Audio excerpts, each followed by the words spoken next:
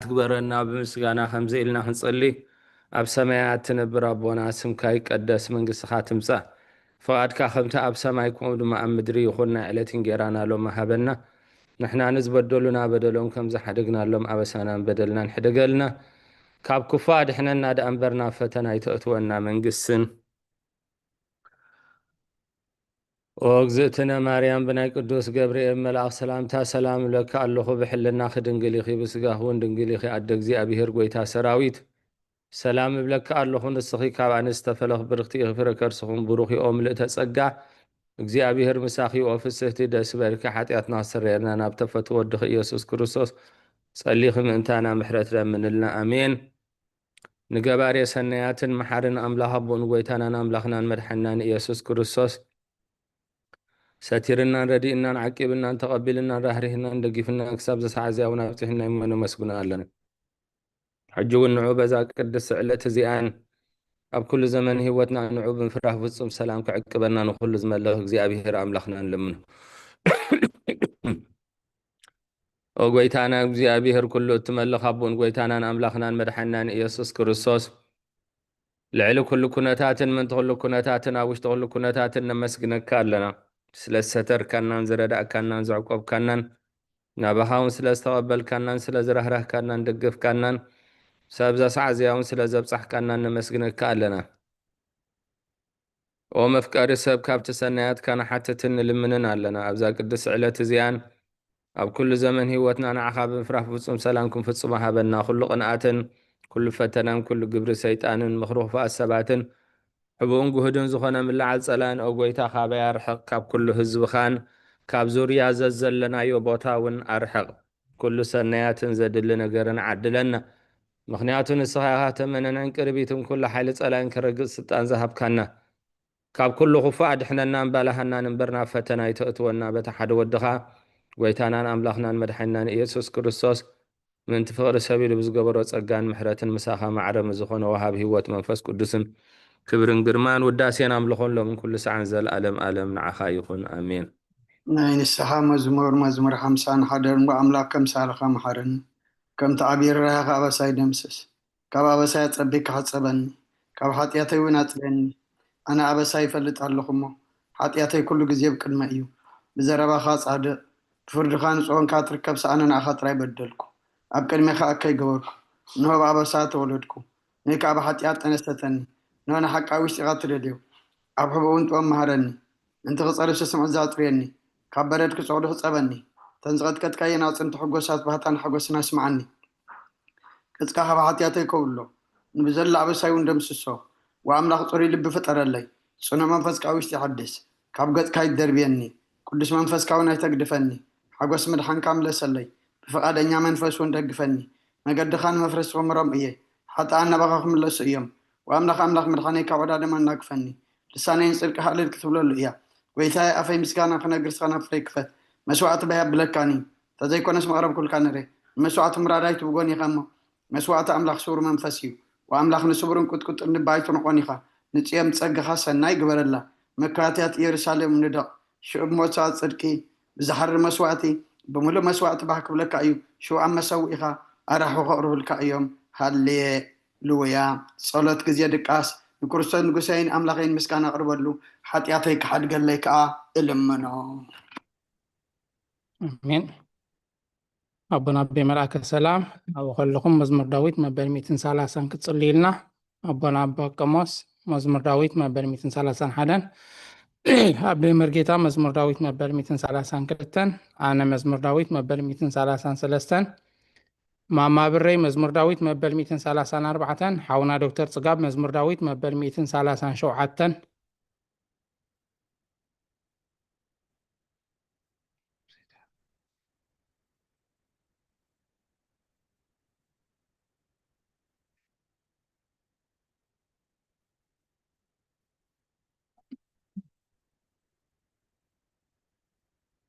أبونا أبوي ملاك السلام مزمور داويد مبل 230 شمونتن أبونا أبا قوموس مزمور داويد مبل 240 حدن أبونا أبي مرقيتا مزمور داويد مبل 240 كلتن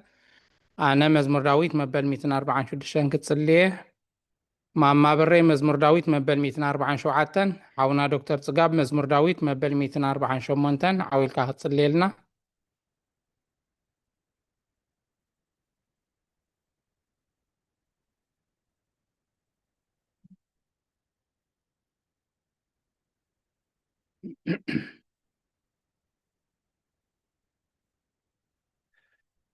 ማማ ብረይ መዝሙር ዳዊት መበል 148 ዓዊልካ ክትጽልየልና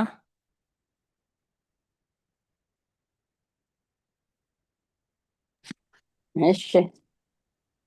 መበል 148 መዝሙር ዳዊት ሃሌሉያ ንእግዚአብሔር ካብ ሰማያት አመስግንዎ ኣብ ኣርያም አመስግንዎ ኩልኩም መላእክቲ አመስግንዎ ብዘለኩም ሰራዊት አመስግንዎ ኣትን ፀሓይን ወርሕን አመስግንኦ ኣቱም ብርሃን ከዋክብቲ አመስግንዎ ኣቱም ናይ ሰማይ ኣብ ልዕሊ ሰማያት ዘለኩም ማያት አመስግንዎ ንሱ ኣዚዙ ተፈጢሮም እዮም እሞ ንስም እግዚአብሔር የመስግንዎ ንዘኣለዓለም ዓለም ኣቆሞም ዘይሓልፍ ሕጊ ከዓ ሃቦም ንእግዚአብሔር ካብ ምድሪ አመስግንዎ ኣቱም ገበላት ባሕሪ መዓሞቅ ኩልኩም ኣቱም ሓውን በረድን ኣሳሓይታን ግሜ ቃሉ እተስልጥ ህቦብላን ኣቱም ኣኽራንን ኮረቢትን ኩልኩም ፈረይቲ ኣዋም ፅሕድታትን ኩልኩም ኣራዊት ኩልኩም እንስሳ ለመም እትብሉ ነፈርታ ኣዕዋፍ ነገስታት ምድሪ ኩልኻትኩም ነህዛብ መሳፍንቲ ኩልኩም ፈረትን ምድርን ኣጓብዝን ጎራዙትን ዓበይቲ ምስ ንእሽቱ ስሙ በይኑ ልዑል እዩ ግርማ ኣብ ልዕሊ ሰማይን ምድርን እዩ እሞ ንስም እግዚአብሔር አመስግንዎ ንህዝቡ ቀርኒ ኣልዓለ ስለዚ ኩሉ ቅዱሳን ደቂ እስራኤል እቲ ዝሃቦ ዘቅረቦ ህዝቢ የመስግኖ ኣሎ ሃሌሉያ ሃሌሉያ አሜን ሃሌሉያ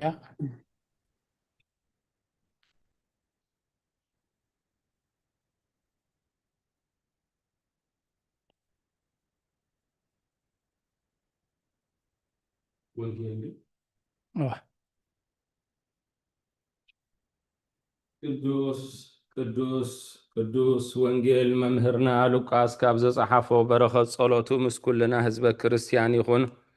እነሆ ድማ ኣብ ኢየሩሳሌም ስምዖን ዝበሃል ሰብኣይ ነበረ እዚ ሰብኣይ ዝጻድቕ ንኣምላኽ ዝፈርሕ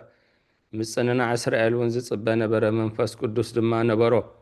ነቲ መሲሕ እግዚኣብሔር ከይረኣዮ ሞት ከም ዘይርኢ ድማ ብመንፈስ ቅዱስ ተገሊጹሉ ነበረ ብመንፈስ ከዓ ናብ ቤተ መቕደስ መጸ ወለዱ ነቲ ኢየሱስ ህፃን ከም ስርዓት ሕጊ ክገብሩሉ ምስ ኣተዉ ስምዖን ድማ ኣብ ኢዱ ሓቆፎ ንኣምላኽ እውን ከምዚ እናበለ ኣመስገነ ኦጎይታይ ነቲ ንኣህዛብ ምግላፅ ብርሃን ንህዝብኻ እስራኤል እውን ክብረት ክኸውን ኣብ ቅድሚ ኩሉ ህዝቢ ዘዳለኻዮም ብድሓንካ ዓይንተይ ካብ ረኣያስ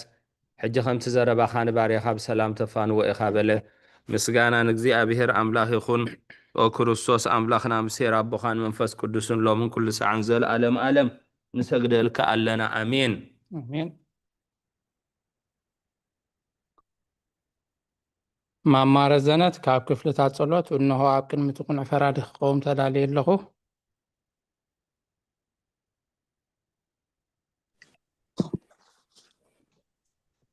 እነሆ ኣብ ቅድሚ እቲ ቁኑዕ ፈራዲ ክኸውን ተዳልየ ኣለኹ እቲ ኣብ መገጋይ ዝሓለፈ ዕድመይ ንኹነኔን ንፍርድን ብቑዕ ስለ ዝኾነ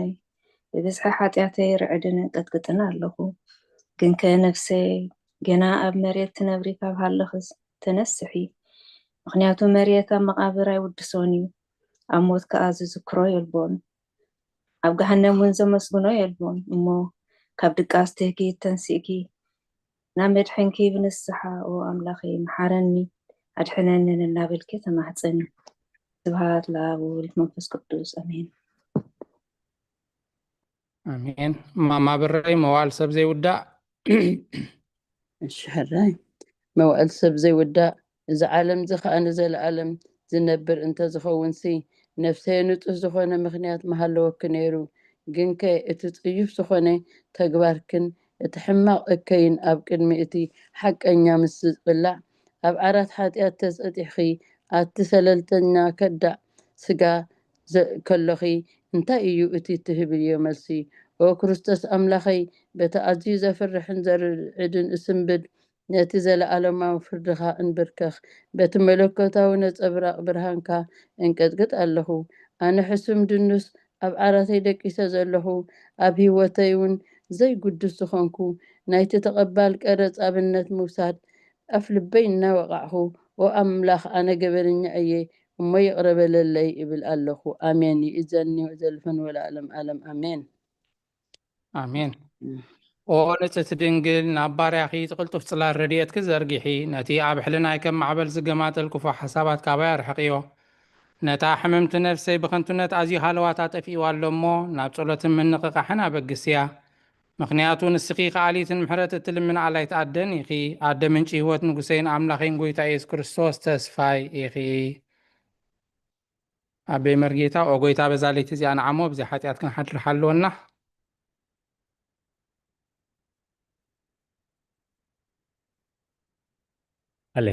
الهوت يسمع لنا وقويتا بزالي تزي أنا عمو زي هاتيات كن حدر حلونا وأملاخ أبوتاتنا نسخا بروخيخا برخت كأزي بزحيو قدس سمكاون نزل عالم كبر زملوئي وقويتا خمتا بخات وكيلنا يوزلنا محرت كاهم تخونا لنا انت كلو نعخايس بيالوا نسخا خاب وانو مقبت حبهم وأملاخنا مدحنينان وتسفاق الله وسنات مدرس معنا وقويتا نسخا خاب زعالي زنزل عالم تدحننا انت عقبنا وقويتا بروخي خامو فردخا مهارني وقويتا بروخي خامو حقنت كارداني وقويتا بروخي خامو كبرخا برهالي وقويتا محرت كان زل عالم ينبر وقويتا نعين تقباري دكا كاولدو معقبي سلزخون كاي تنسقني وقويتا نعاخا بدي ليمو محارن النفس يا دحنا نابلكو سل له وقويتا يا بخا توكيل لهمو أدهنني فقاد كا قبرك مهارني نسخا أملاخي فالفالي هوتيخا ببرهان كادما إنا برهان نري محرت كان أبتهم زفلتوها برخا خانا بكونا عاتل بتمسا لقان برختن مسقانان بحقنا تكايو وقد معلم زنبر كان نزل عالم تنبرن زلخان أبون ودن منفس كدسن نعخا مسقانان وداسيان قرماني قبا لو من كل ساعة نزل عالم أمين ولعل قويتا بأخام إمانن نسم كام زمارن سنة إمو محرت كابسة صباح حقنت كادما ليت زنتو سلغالات وكزابير استمسكنا يهون ماما بري وداسي سلس قدوس እሺ ውዳሴ ስሉስ ቅዱስ ቅዱስ እግዚአብሔር ቅዱስ ኃያል ቅዱስ ሕያው ዘይመውት ካብ ቅድስት ድንግል ማርያም ዝተወልደ መሐረና ቅዱስ እግዚአብሔር ቅዱስ ኃያል ቅዱስ ሕያው ዘይመውት ኣብ ዮርዳኖስ ዝተጠምቀ ኣብ ልዕሊ ዕፀ መስቀል ምእንታን ዝተሰቕለ መሐረና ቅዱስ እግዚአብሔር ቅዱስ ኃያል ቅዱስ ሕያው ዘይመውት ኣብ ሳልሳይ መዓልቲ ካብ ሙታት ተንሲኡ ምስጋና ናብ ሰማይ ዝዓረገ ኣብ የማን ኣቦኡ ዝተቐመጠ ኣብ ሕያውን ሙታን ክፈርድ ብክብሪ ክመጽእ እዩ ጎይታ መሐረና ምስጋና ንኣብን ንወልድን መንፈስ ቅዱስ ሎምን ኩሉ ሰዓት ንዘለኣለም ኣለም ኣሜን በስሉስ ማማ ረዘነት ኣነና ጎይታ ሓጢኣትና ሕደገልና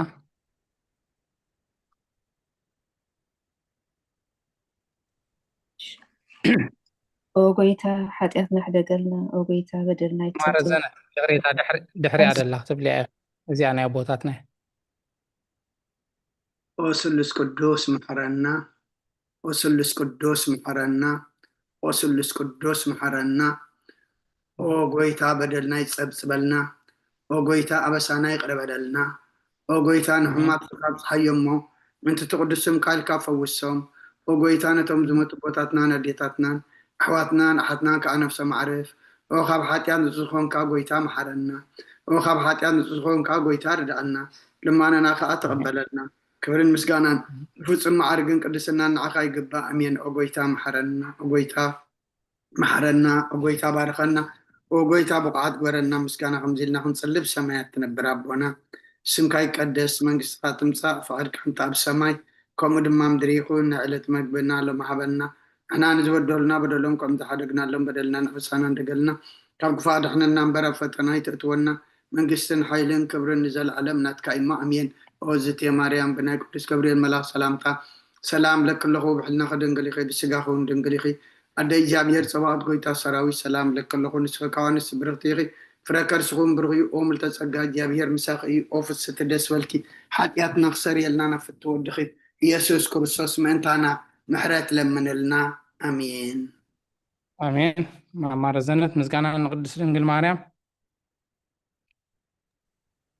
ምስጋና ንቅድስት ድንግል ማርያም ኦ ቅድስት ምልእተ ጸጋ ኩሉ ግዜ ድንግል ዝኾንኪ ወላዲት ኣምላኽ ኣደ ክርስቶስ ሰላም ንብለኪ ምእንቲ ሓጢኣትና ክሓድገልና ናብ ፍቁር ወድኺ ጸሎት ማዕርግልና ንሓጢኣትና ንሓቀኛ ብርሃን ኢየሱስ ክርስቶስ ኣምላኽና ዝወለድክልና ቅድስት ድንግል ሰላም ንብለኪ ንሓጢኣት ነፍስና ሓዲጎ ክምሕረና ናብ ጎይታ ለምንልና ኦ ቅድስት ድንግል ማርያም ወላዲት ኣምላኽ ንዘርኢ ሰብ እምንቲ ኣማላዲት ናብ ወድኺ ኢየሱስ ክርስቶስ ብሕድገት ሓጢኣት ከጸግወና ለምንልና ኦ ናይ ሓቂ ንግስቲ ድንግል ሰላም ንብለኪ ኦ ንኣማኒኤል ኣምላኽና ዝወለድክልና ኩርዓት ዘርእና ሰላምታ ነቕርበልኪ ኦ ድንግል ጎይታና ክርስቶስ ተኣመነት ኣማላዲት ሓጢኣትና ምእንቲ ክሓድገልና ተዘከርና ኣሜን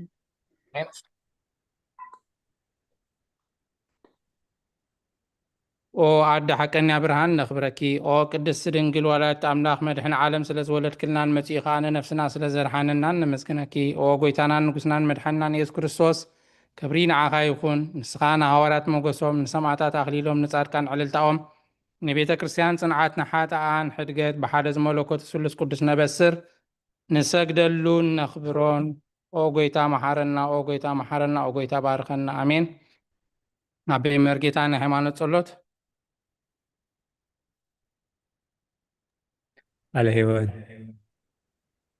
ቃለ ሕይወት የስማዓልና ንሃይማኖት ጸሎት ኩሉ ብዝሓዘ ሰማይን ምድርን ዝርአን ዘይርአን ብዝፈጠረ ብሓደ እግዚኣብሔር ኣብ ንኣምን ብሓደ ጎይታ ብኢየሱስ ክርስቶስ ዓለም ከይተፈጥረ ምስኡ ህሉ ብዝኾነ ወልደ ኣብ ዋህድ እውን ንኣምን ካብ ብርሃን ዝተረኸበ ብርሃን ካብ ሓቀኛ ኣምላኽ ዝተረኸበ ኣምላኽ ዝተወልደ እምበር ፍጡር ዘይኮነ ብመለኮቱ ምስ ኣብ ማዕረ ዝኾነ ኩሉ ብኡ ዝተፈጥረ ብዘይክኡ ግን ኣብዚ ምድሪ ዘሎ ይኹን ወይስ ኣብ ሰማይ ዘሎ ምንም ዝተፈጥረ የልቦን ምእንታና ምእንቲ ሰብ ምእንቲ ድሕነትና ካብ ሰማያት ዝወረደ ብመንፈስ ቅዱስ ካብ ቅድስት ድንግል ማርያም ስጋ ለበሰ ሰብ ኮነ ሰብ ኮይኑ ድማ ብዘበን ጴንጤናዊ ጲላጦስ ምእንታና ተሰቕለ ሓመመ መከራ መስቀል ተቐበለ ሞተ ተቐብረ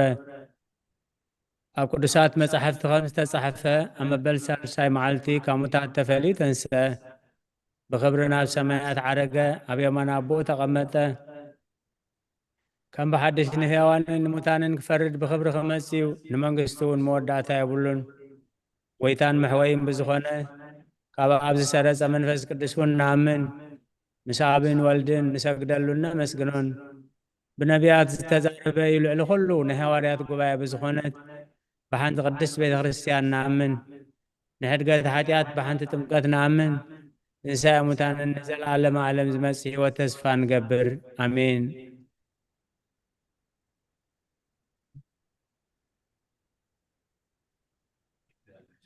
ጎይታ ጸሎትና ሓጢኣትና ሓደገልና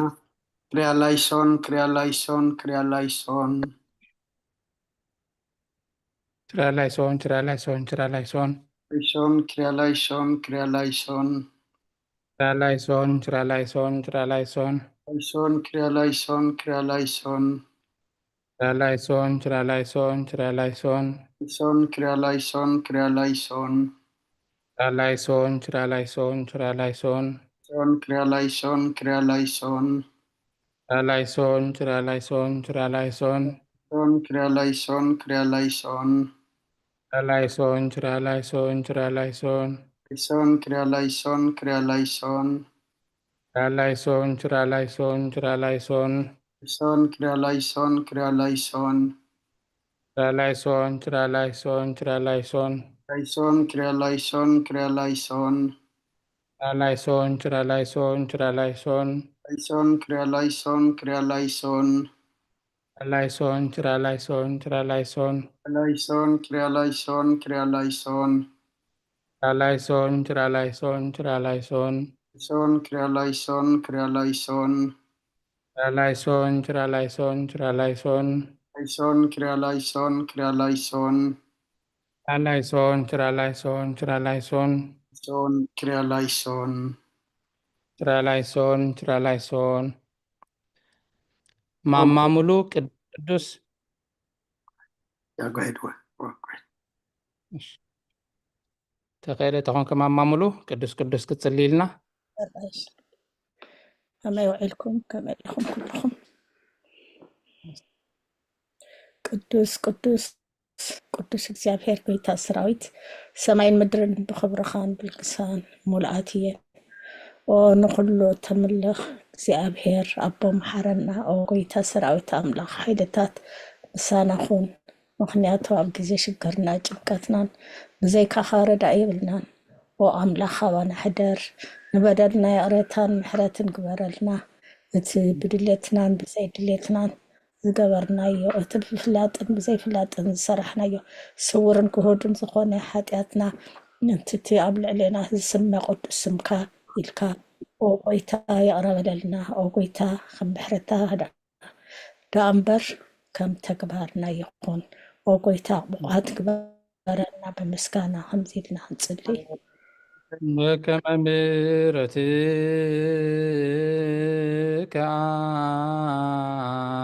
አምላክነ ወአኮበከ ማበሳነ በከመ ምሕረትከ አምላክነ وعقوبك مع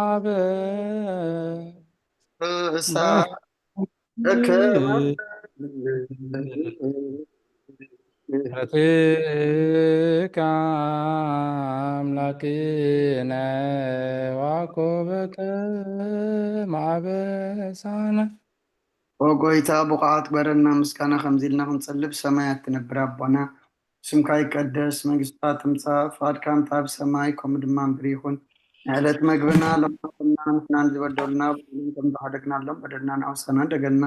ካብ ክፋ ድሕነና እምበረ ፈተና ይተእትወና መንግስትን ሓይልን ክብርን ዘለኣለም ናትካ ኢማ ኣሜን ወዝቴ ማርያም ብናይ ቅዱስ ገብርኤል መልኣክ ሰላምታ ሰላም ለክልኹ ናኸ ድንግል ኢኺ ብስጋኹን ድንግል ኢኺ ኣዳይ እግዚኣብሔር ፅባቅት ጎይታ ሰራዊት ሰላም ለክልኹ ንስኺ ከዋንስ ብርክቲ ኢኺ ፍረከርስኹም ብርኺ ኦ ምልዕተ ጸጋ እግዚኣብሔር ምሳኺ ኦ ፍስቲ ደስ ይበልኪ ኃጢአትና ክሰርየልና ነፍቲ ወድኺ ኢየሱስ ክርስቶስ ምእንታና ምሕረት ለምንልና ኣሜን ናይ ንስሓ ጸሎት ኦ ጎይታ ኣብዛ መዓልቲ እዚኣ ኣብ ቅድሚኻ ብተግባርኩም ብቓል ብሓሳብኩም ብኩሉ ህዋሳትና ዝሓጣናዮ ንስኻ ርሕሩሕን መፍቀር ሰብን ስለ ዝኾንካ እንቲ ቅዱስ ስምካ ልካ ተዓርቀናን ሕደገልናን ወኣምላኽ ብሰላም ክንሓድር ሰላማዊት ለይታ ሃበና ኣብዛ ናይ ድቃስ ግዜና ካብ ኩሉ ጭንቀትና ፃግበረና ካብ ኩሉ ክፍኣትን ካብ ኩሉ ፈተና ፀላእን ክሕልወና ከዓ ናይ ሰላም መልኣካ ለኣኸልና ብፀጋን ብርህራይን መፍቀር ሰብ ዝኾነ ሓደ ወድኻ ጎይታና ኣምላኽናን መድሓናን ኢየሱስ ክርስቶስ እቲ ብኡን ምስኡን ክብርን ውዳሴን ግርማን ዘሎካ ማዕረኻ ምስ ዝኾነ ህይወት መንፈስ ቅዱስን ምስጋና ይግባእካ ሕጂ ንዘለኣለም ኣለመን ኣሜን ኦ ጎይታ መሓረና ምሕረትካ እውን ኣብ ዝሓልናኦ ኣብ ነፍሲ ወከፍ ሰዓትን ግዜን ኣብ ሰማይን ምድርን ብክብሪ ስገደልካ ክርስቶስ እሙን ኣምላኽና በዓል ነዊሕ ትዕግስትን ብዙሕ ምሕረትን ብሰናያ ዝተመላእካ ሩህሩህን ነቶም ኣነ ዝቐዳማዮም ሓጢኣተኛታት እውን እትምሕር ንሓጥእ ብንስሓ ተመሊሱ ብሂወት ክነብር እምበር ሞቱ ዘይትደሊ ምእንቲ ጽበዮም ዘሎ ተስፋ ሰማያት ክረኽቡ ንኹሎም ናብ ድሕነት እትዕድም ኦ ጎይታ ኣብዛ ሰዓት እዚኣ ናብ ኩሉ ሰዓታትን ልማኖና ተቐበል ህይወትና ቃናዓልና ትእዛዛትካ ክንገብር ምርሓና መንፈስና ቀድስ ስጋናን ሓሳባትና ናንጽህ ትምኒትና እውን ስመር ሕማምና ፈውስ ሓጢኣትና ሕደገልና ካብ ኩሉ ክፉእ ሓዘንን ስቃያት ልብን ርዳእና ብህልውናኦም ክንዕቆብ ብቅዱሳን መላእኽትካ ሓልወና ናብ ውህደት እምነት ከነምርሕ ምእንቲ ናብቲ ዘይምርመርን ዘይውሰንን ፍልጠትካ ክንበፅሕ ዓድለና ንስኻ ንዘለኣለም ኣለም ብሩኽ ኢኻ እሞ ኣሜን ብሩኽ ኣምላኽ ባረኸና ንጹህ ኣምላኽ እንፀሃና ኣብ ሰማይ ዘሎ ምሕረቱ የውርደልና ምድሪ ዘሎ መዓቱ ይቐንጥጠልና ናይ ነፍሲ ወከፍና ፀበባን መከራን ሽግርን ኣብ ቤትናን ኣብ ኣገልግሎትናን ኣብ ህይወትናን ኣብ ናብራናን ዝጎደለና ባዕሉ ይመላኣልና ንበላ ኣብ ሰማያት ትነብር ኣቦና ما يتنبر أبونا اسمك يقدس من كستخات مسافة فقط كهم تعب سماعكم دماء مدريخن نعيلة تنجيرانا لهم هابنا نحن نزبدلنا بدلهم كم تحركنا لهم بدلنا بسانا حدقلنا كاب كل خفات احنا ننبر فتنا يتونا من كسن حيلن كبرن زر عالمنا تكيم آمين وأجزتي ماريم بناي قدس جبريل ملا سلام تا سلام لكله بحلنا خدن قليقي بسقاخون دنقليقي عندك زابير صباط قويتا سراي سلام لكله السخابة نستبرقتي خفر خرسكم مبرقي قوم تتسقى زابير مساقي وفسد سبل كحاتياتنا خحات قلنا نافقر ودقي يسكرسوس تصليخي محرت لمن لنا آمين سلاز نبرنا نايطولت جيزي نعملخنا سبحاتي خنو كابز بمغتصال دما خمت كل جيزي آب نفس وكف سلوس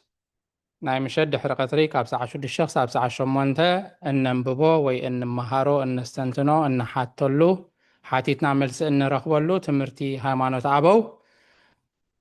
نلوم دما هايمانوت عبو ناي قدس إبيفانيوس معراف 55 كاب قطري 34 أتحيزنا كان نببينا እግዚአብሔር በሰላም ጀሚሩ በሰላም ይፈጽመና ማማሙሉ ድማ ሒሽኪ እንኳ ከምዚልክን ኣብዚ ጉባኤ በሰላም ተመለስክና እግዚአብሔር ሙሉእ ጥሕና ሙሉእ ምሕረት ይሃብኪ ኣብ ንባብ ቁጥሪ 34 ዘለዋ ጥቕስታትና ማማ ብረይ ወንጌል ዮሃንስ ምዕራፍ 1 ቁፅሪ 46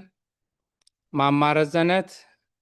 ኦሪት ዘዳግም ምዕራፍ 18 ቁፅሪ 18 ንባብ ቁፅሪ 34 ኣብ ቅዱስ ወንጌል እነሆ ነቲ ሙሴ ብዛዕባኡ ዝፀሓፈ ንማስያስ ረኸብናዮ ዝበሎ በቲ ዝዘከርናዮ ዝፍለጥ ህላዌ ስጋ እንተዘይኮይኑ በየናይ ህላዌ ረኸቦ እዚ እውን በቲ ዘይምርመር ብስጋ ምግላፁ እዩ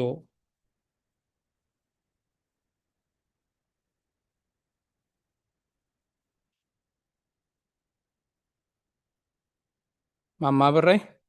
ድምፂ ተዓፅያት ክላ ዮሃንስ 1:46 እሺ ዮሃንስ 1:46 ናትናኤል ድማ ካብቲ ናዝሬት ዶ ገለ ሰናይ ክመፅእ ይከኣል እዩ በሎ ፊልጶስ እውን ንዓ ርአ በሎ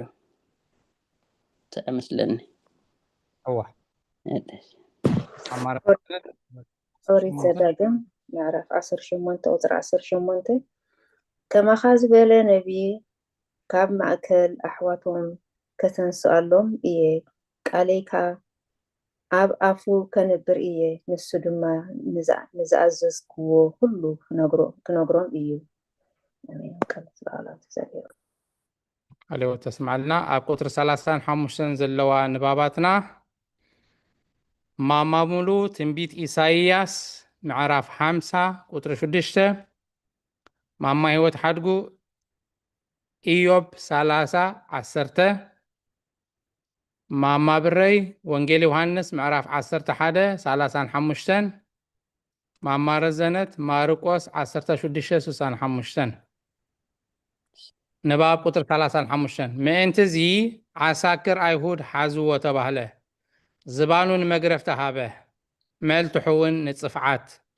ገፁ ካብ ሓፍረት ምራቅ ኣይከወለን በኸየን ጓሃየን ኩሉ ትምእንትኡ ዝተባህለ ተቐበለ ኣበይዳ ዲያቆን ወደ ምዕራፍ ማሙሉ ቁፅሪ 6 ኣለቀ ማሙሉ 5:6 ኢሳይያስ ዘባነይ ንገረፍቲ ምዕጉርተይ ከዓ ንነፀይቲ ፀጉሪ ሃብኩ ገፀይ ድማ ካብ ፀርፍን ጡፍ ምባልን ኣይከወልኩን ለቃላት ወዲእ እዋ ማማ ህይወት ኢዮብ 30:10 ከመይ ምስኹም ኩልኩም ኣለ 30:10 ከዓኒ ርሑቕ ካባይ ሃዲሞም ይፍንፍኑኒ ናብ ገፀይ ቱፍ ክብሉ ኣይሓፍሩን እዮም ናብ ገፀይ ቱፍ ክብሉ ኣይሓፍሩን እዮም ሓቀይ ሳደ እዋ ሓንቲ መዕራፍያ ሓንቲ ጠቕስያ እሺ أما بري يوحنس 11:35 35 يسوس نبعه أوه صح حتصاري ماشي. ኢየሱስ ነብዐ ማማረዘነት ማርቆስ 16:35 ሓያሉ ድማ ጡፍ ክብልሉ ገጹ ኣጎልቢቦም ከጉስጥዎ ተነበውን ክብልዎ ጀመሩ። ተነበው ክንብልዎ ጀመሩ። እቶም ገላው ድማ እናጸፍዑ ወሰድዎ። ወንጌል ሉቃስ ቀፂላ ደላ ማማ ሙሉ ወንጌል ሉቃስ ምዕራፍ 22 ካብ 41 ክሳብ 47 ንባብ 36 ክሳብ 40 ንእግዚአብሔር ቃል በቲ ዘይምርመር ህላዊ መለኮቱ ኣብ ገጹ ጡፍ ክብልሉ ወይ ክጸፍዖ ወይ ክገርፎ ዝኽእል ደኣ መን እዩ? ከመይ እቲ ቀዳማዊ እግዚአብሔር ቃል ነዚ ሕማም እዚ ብስጉኡ ደይኮነን ዝተቐበሎ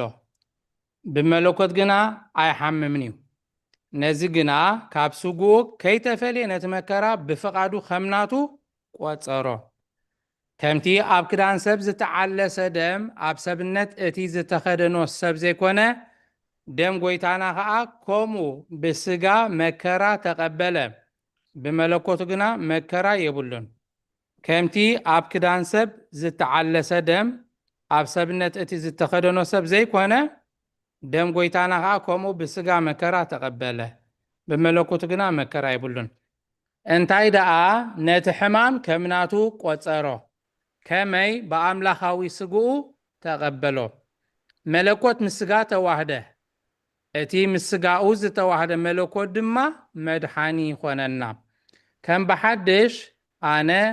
ነቲ ኣብ ወንጌል ሉቃስ ናይ ብስራት ዘሎ ክፍሊ ጽሑፍ ክዝክር እደሊ፣ ከይተርጎምኩውን ኣይሓድጎን እየ። ከመይ ንሱ ፈርሐ ዘጸናንዖ መልኣኽ ድማ ካብ ሰማይ ወሪዱ ተራእዮ፣ ረሃፁ ከም ነጠብጣብ ደም ክሳብ ዝውሕዝ ድማ አንቃዕሪሩ ይጽልን ይጉህን ነበረ ኢሉ ተዛሪቡ ኣሎ። ማማሙሉ ወንጌል ሉቃስ ምዕራፍ 22 ካብ 41 ክሳብ 47 ንሱ ከዓ ካባታቶም ዳርባ እምኒ ዝኣክል ርሒቑ ተንበርኪኹ ኣቦይ ፍቓድካ እንተኾይኑ ነዛ ጽዋዕ እዚኣ ካባ የሕልፋ፣ ግናኸ ፍቓድካ እምበር ፍቓደይሲ ኣይኹን እናበለ ጸለየ። ዘበርትዖ መልኣኽ ካብ ሰማይ ተራእዮ፣ ጻዕሮ ሞት ሒዝዎ ኣጽኒዑ ይልምን ነበረ። ረሃፁ ከዓ ከም ነጥቢ ደም ናብ ምድሪ ይነጥብ ነበረ። ካብ ጸሎቱ ተንሲኡ ናብቶም ደቀ መዛሙርቱ ምስ መጸ ድማ ብጓሂር ረዚሶም ደቂሶም ረኸቦም። ንሱ ከዓ ከመይ ከትድቅሱ ናብ ፈተና ከይተኣቱስ ተንሲእኹም ጸልዩ በሎም። ንሱ ክዛረብ ከሎ እንሆ ብዙሕ ህዝቢ መጸ። ካብቶም 12 ይሁዳ ዝበሃል ድማ ቅድሚኦም ይኸይድ ነበረ። ንኢየሱስ እውን ክስዕሞ ቀረበ። ስለ ቃላት ክብሪ ምስጋና ይኹን። አሜን።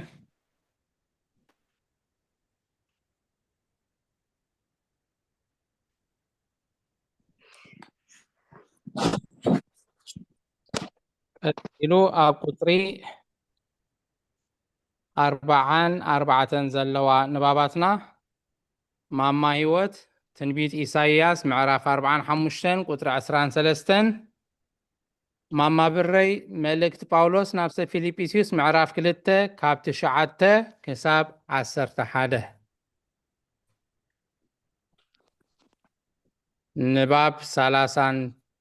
ንባብ 41 ክሳብ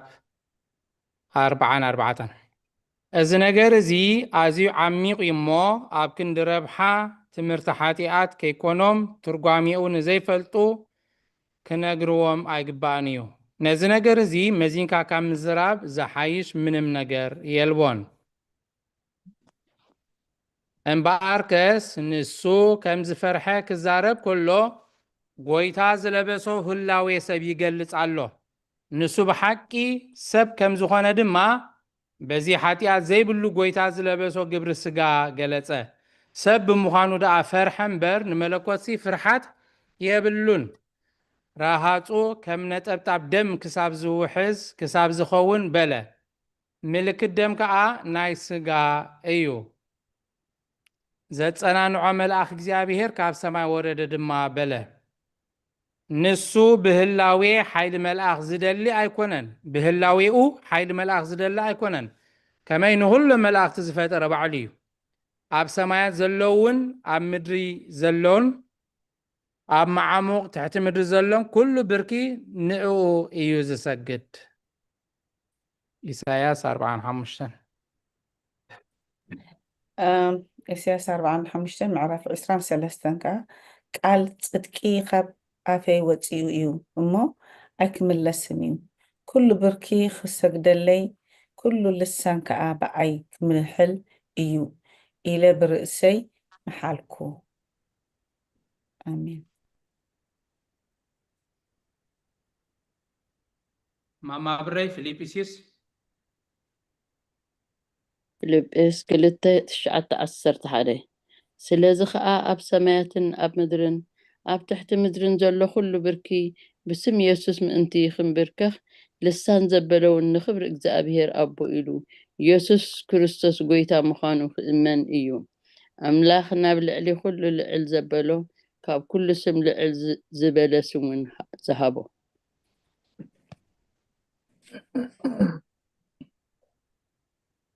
ኣብ ቁፅሪ 45 ዘለዋ ንባባትና ማማረ ዘነት ዘዳግም 32:43 ማማ ሙሉ መዝሙር ዳዊት 97 ቁጥሪ 7 ማማ ህይወት ዕብራውያን 1:6 ንባብ ቁጥሪ 45 ኩሎም መላእኽቲ እግዚኣብሔር ንዕኡ ክሰግዱ እዮም ህዝቢ እውን ምስ ህዝቦም ክሕጎሱ እዮም ኩሎም ድማ ውሉድ እግዚኣብሔር ጽኑዕ ይኽብሉ እዮም ዝብል ኣብቲ ዓብዪ ምስጋና ነቢ ሙሴ ዝተጻሕፈ ምንቲ ክፍጸም ኮነ።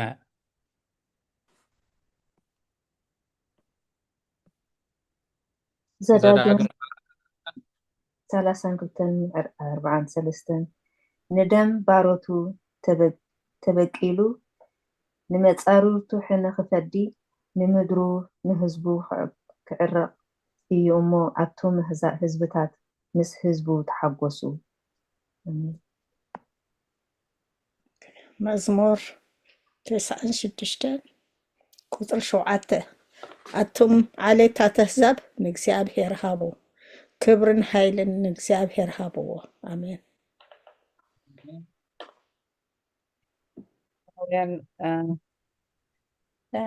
ዕብራውያን 1:6 ከም ብሓድሽ ድማ ነቲ ብኽሪ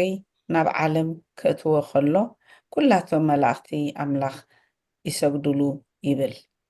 ኣሜን ኣሜን። ኣብ ቁፅሪ 46 ሓንቲ ንባብ ኣላትና ማማ ብረይ ራእይ ዮሃንስ ምዕራፍ 4 ካብ 4-11 ንባብ ቁጥሪ 46 ባዕሉ ምስ ኣቦኡን ምስ መንፈስ ቅዱስን ካብ መላእኽቲ ሰማይን ካብቶም መንፈሳውያን 4 እንስሳን ብኡ ክምስገን ምስጋና ፈጠረ። ኦ ጎይታናን ኣምላኽናን ምስጋናን ክብርን ሓይልን ምድሓንን ንዓኻ ይግባእ ዝብሉ ኩሉ ፈጠርካ ኩሉ ዝተፈጥረ ከዓ ብዘይ ፍቓድካ ኮነ ከመይ ንስኻ ጎይታ ሓያላት ኢኻ።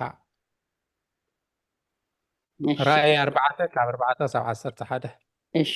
4:11 ኣብ ዙርያ እቲ ዝፋን ከዓ 24 ዝፋናት ኣብቲ ዝፋናት እውን ጻዕዳ ክዳውንቲ እተኸድኑ ኣብ ርእሶም እውን ከዓ ኣኽሊል ወርቂ እተኸለሉ 24 ሽማግሌታት ተቐሚጦም ርኢኹ። ካብቲ ዝፋን ከዓ መባርቕ ደሃያትን ነጎድጓድን መጸ። ኣብ ቅድሚ እቲ ዝፋን ከዓ 7 መብራህቲ ሓዊ ይነድድ ነበረ። ንሳቶም እቶም 7 መናፍስቲ ኣምላኽ እዮም። ኣብ ቅድሚ እቲ ዝፋን ድማ ከምቲ ባሕሪ መረፀን ዝኾነ ክሪስታል ዝመስል ኣሎ።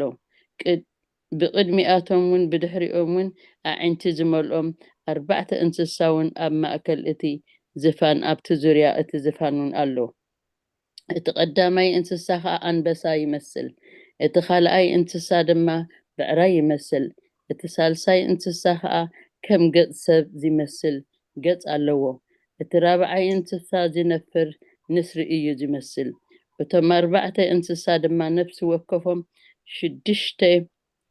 ሽዱሽተ ክንፊ ኣለዎም ብዝሪኦም ብውሽጦም ከዓ ኣዒንቲ ኣለዎም ኢሉ ለይትን መዓልትን ከየቋረፀ ድማ እቲ ዝነበረ ዘሎ ዝመጽእ ኩሉ ዝከኣሎ እግዚአብሔር ኣምላኽ ቅዱስ ቅዱስ እዩ ይብሉ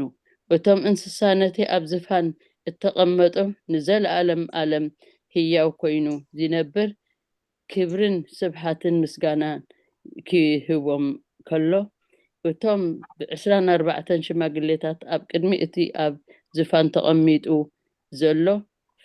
ፍግም ኢሎም ወጎይታ ኣምላኽና ንብዘሎ እንስሳ ዝፈጠርካዮ ስለ ፍቓድካውን ኮይኑን ተፈጢሩን እዩ እሞ ንስኻ ክብርን ስብሓትን ስልጣንን ንምውዳስ ብቁዕ ኢኻ እናበሉ ነቲ ንዘለዓለም ዓለም ህያው ኮይኑ ዝነብር እናሰገዱ ኣኽሊላቶም ናብ ቅድሚ እቲ ዝፋን ይድርብዩ ኣለዉ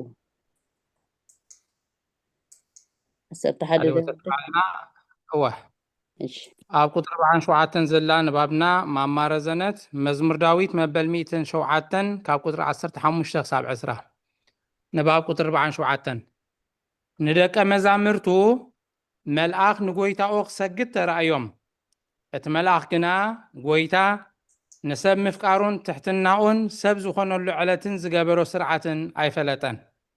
ብኡ ንዲያብሎስ ሰዓሮ ንሲኦል ከዓ ኣጥፍኣ ንሓይሊ ሞት ድማ ምስ ኩሉ ሰራዊቱ ቀጥቀጦ ንሓጢኣት እውን ቀተሎ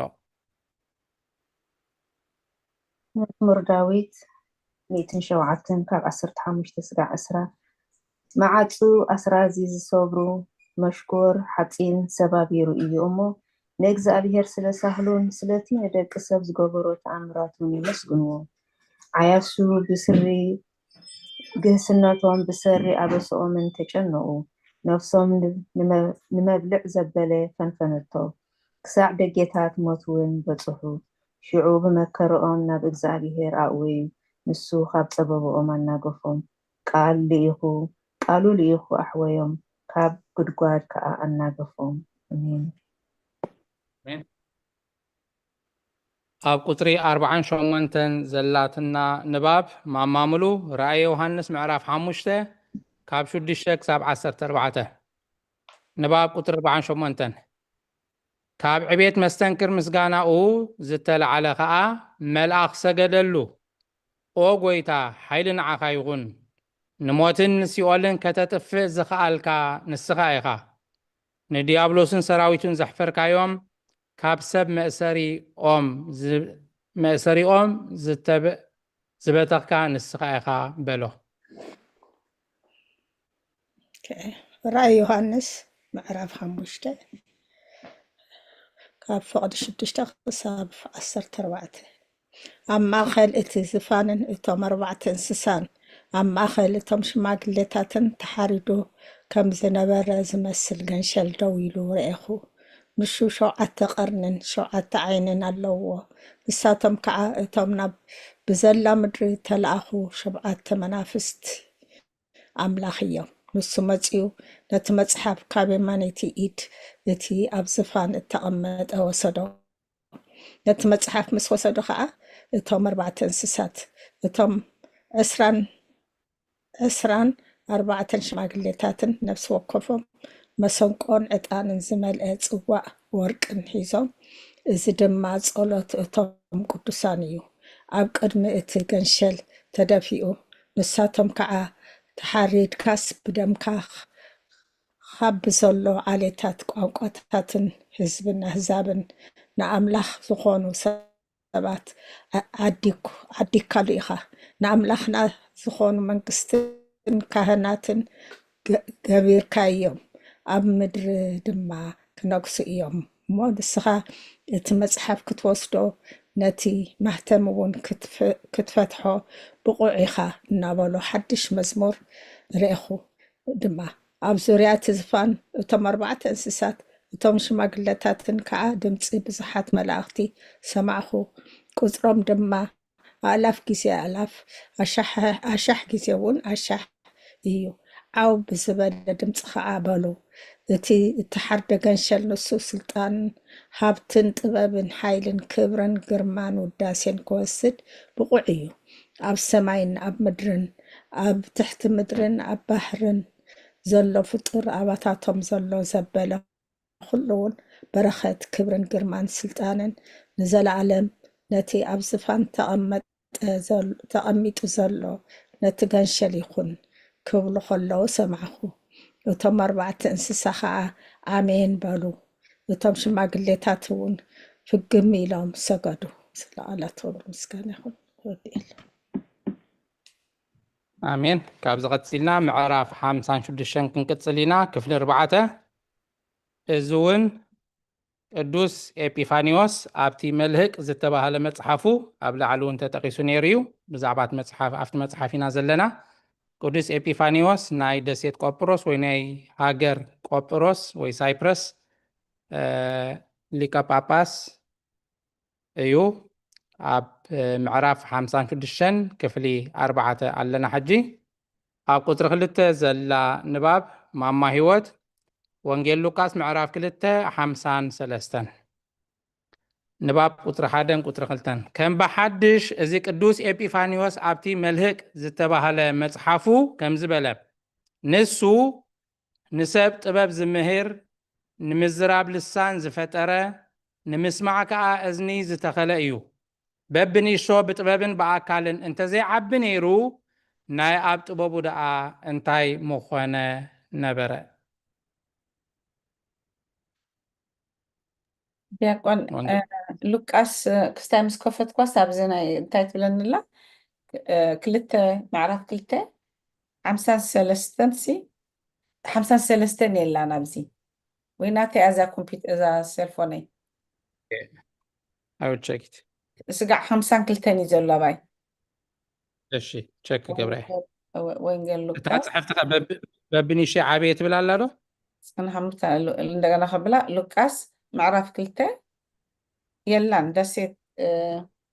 52 ጥራይ ዘለና 53 የብለይን هو الساعة دحين 52 أنببيا 52 ኦኬ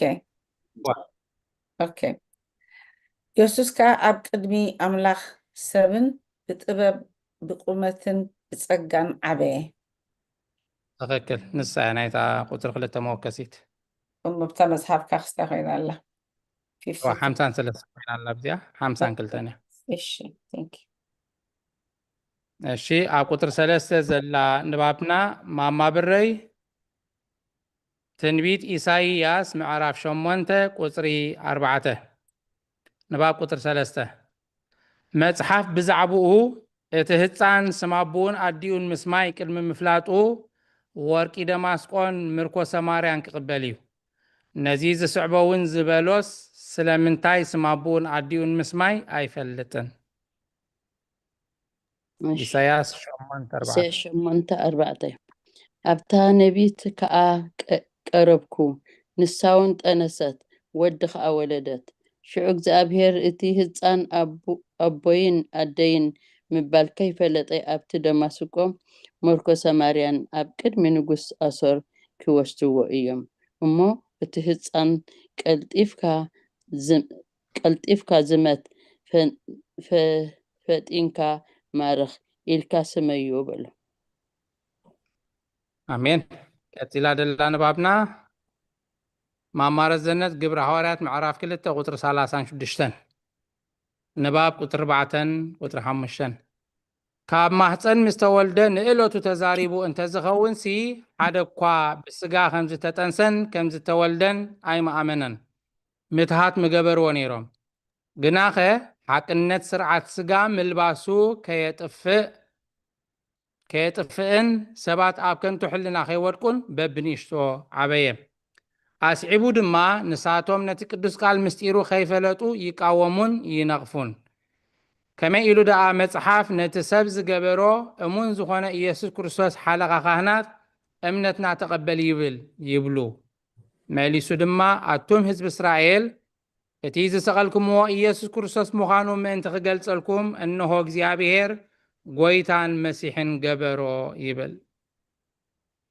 ግብረ ሃዋርያት ምዕራፍ 2 ቁጥሪ 36 እምበኣርሲ ኣምላኽ ነዚ ንስኻትኩም ዝሰቐልኩምዎስ ኢየሱስ ንዕኡ ጎይታን ክርስቶስን ከም ዝገበሮ ብዘላ ቤት እስራኤል ብርግጽ ትፍለጥ። ኣሜን። ቀፂላ ኣብ ቁጥሪ 9 ዘላ ንባብና ማማ ሙሉ ዕብራውያን 5 ካብ 1 ክሳብ 4 ማማ ህይወት ዕብራውያን 7 28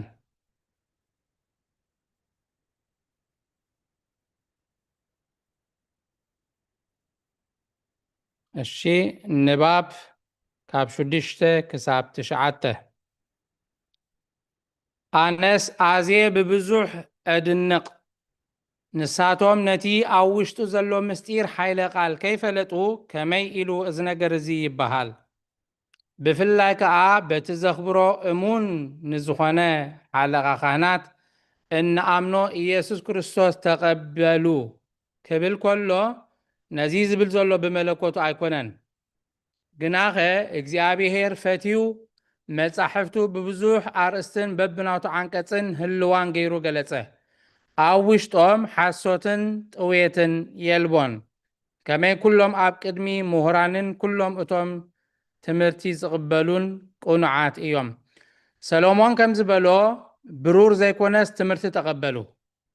እቲ ካብ እግዚኣብሔር ቅንዕቲ እምነት ዘይቅበል ጠዋይ እዩ ዝኸውን። እቶም ፍልጠት ክቐስሙ ዝፈቱ ግና ቁኑዓት እዮም ዝኾኑ በለ።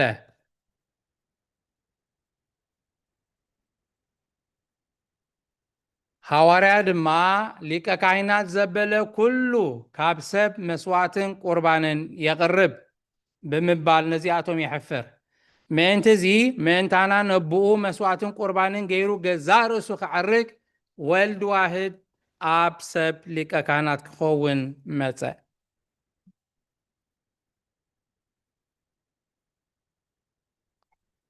ማማሙሉ ዕብራውያን 5 ካብ 1 ክሳብ 4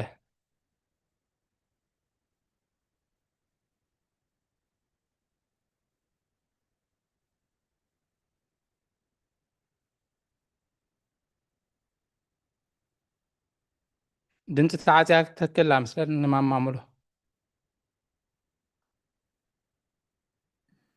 ሶሪ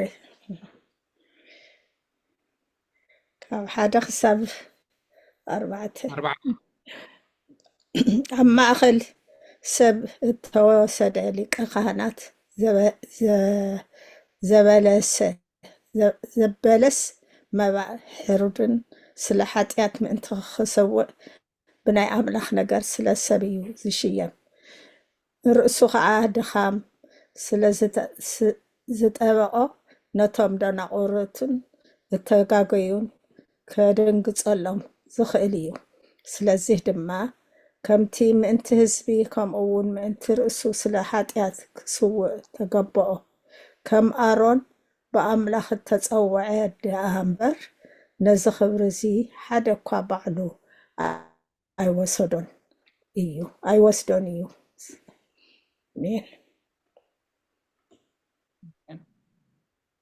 ወዲ ኣለኹ ኣርባት ማማይወት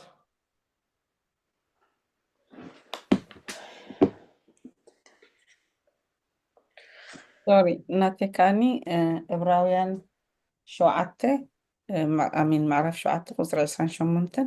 ሕግስ ድኻም ንዘለዎም ሰባት እዩ ሊቃውንቲ ካህናት ክኾኑ ዝሸሞም እቲ ድሕሪ ሕጊ ዝመጽእ ቃል ማሕላ ግና ንዘለኣለም ፍጹም ዝኾነ ወዲ እዩ ዝሸይም።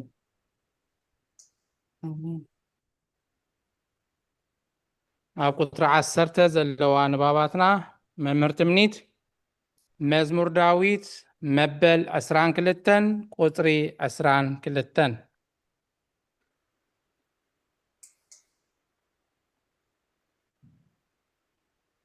ማማ ብረይ ዕብራውያን 7:28 نباب قطر 10 እግዚአብሔር ቃል ንደቀ መዛሙርቱ ኣሕዋተይ ብምባል ሰመየ በቲ ዝሾሞ እሙን ሊቀ ካህናት እንተ ዘይከውን ከ እቲ ዝኾነ ደኣ ከመይ ምተፈጸመ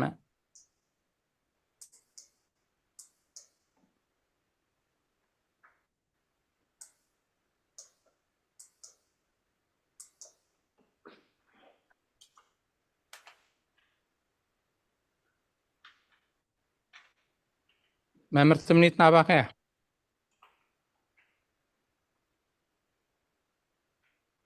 እሺ የሬታ አይሰማኩም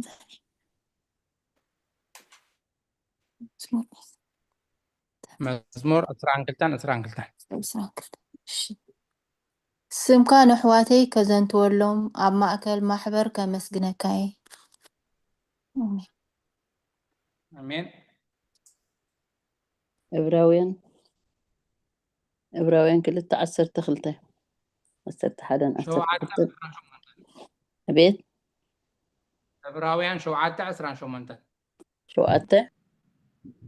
18 نوا تنبيبات صنيحة حجي نو أب تحت مبر أب 10 دحر مزمور 22 ዕብራውያን 2:12 አይደለ እሺ ወሳያ ትክክል ክትኮን ትኽእል ምክንያቱ ኣብታ ቁጥሪ 9:7:18 ተነቢባት ጽኒሓ ተነቢበ ህይወት ሃብተ እምቢባታ ኦኬ ኣብ ግዕዝ ዕብራውያን 2:12 ላ 7:18 ካላ ክልቲአን እንደለዋ ስለዚ ክልቲአን ከነንብበዲና ማማ ብረይ 2:12 አንብቢያ ዕብራውያን እሺ ማማ ረዘለ ዕብራውያን 7:18 ደጊምክ ከተንብቢያ እኺ እሺ ዕብራውያን 2:12 ማለት እቲ ዝቅድስን እቶም ዝቅድሱን ኩላቶም ካብ ሓደ እዮም በዚ ምክንያት እዚ ከዓ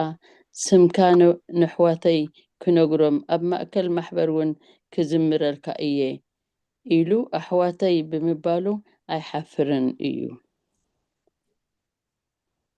ዕብራውያን 7:28 ሕግስ ድኻም ንዘለዎም ሰባት እዩ ሊቃውንቲ ካህናት ክኾኑ ዝሾሞም እቲ ድሕሪ ሕጊ ዝመጽእ ቃል ማሕላ ግና ንዘለኣለም ፍጹም ዝኾነ ወዲ እዚ ዝሽየም እሺ ቀጥልና ካብ 11 ክሳብ 13 ዝኾነ ንባብ ተቕሲሞ ከስ የብለንን ንዓን ከንብበኔ ብድሕሪ ክፍሊ 5 ስለንሰግር ንባብ ቁጥሪ 11 ክሳብ 13 ብዛዕባ እዚ ምሳሌ እዚ ኣነ ብዝበለፀ ክዛረብ እየ ሓደ ሰብ ንንጉስ ብዛዕባ ወዱ ዝሓቶ ዶ ርኢኻ ኣለኻ ደፊሩ እዚ ኸ እንታይ ካዩ ዶ ይብሎ ካብ ኣቦኡ ኸ ወደይ እዩ ዝብል ምላሽ ዶ ይሰምዕ እዚ ናይ ባህሪ ወድኻ እዩ እንተበሎ እወ ይብሎ እንታይ ጌርካዮ ኣለኻ እንተበሎ ኸ እቲ ንጉስ ሲመት እንተረኸበን እንተዘይረኸበን ንሱ ብህላዊኡ ውሉደይ ምዃኑ ኣይክሕድን እየ እዩ ዝብሎ ብዛዕባ ዳግም ልደቱ እንተተዛረበ ነቲ ቀዳማይ ልደቱ ዶ ይክሕድ እዩ እምበኣርከስ ወልድ ተወልደ ጥንቲ ግና የብሉን በቲ ፈጢሩ ዝተዋሃዶ ስጋ ከዓ ተግባር ሊቀ ካህናት ፈጸመ ምእንቲ እዚ ድማ እግዚኣብሔር ቅድሚ ኩሉ ተግባሩ ፈጠረኒ በለ ቀፂልና ንባብ ክፍሊ 5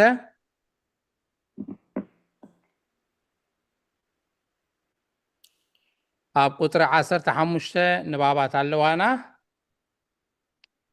ማማ ሙሉ ዘፀኣት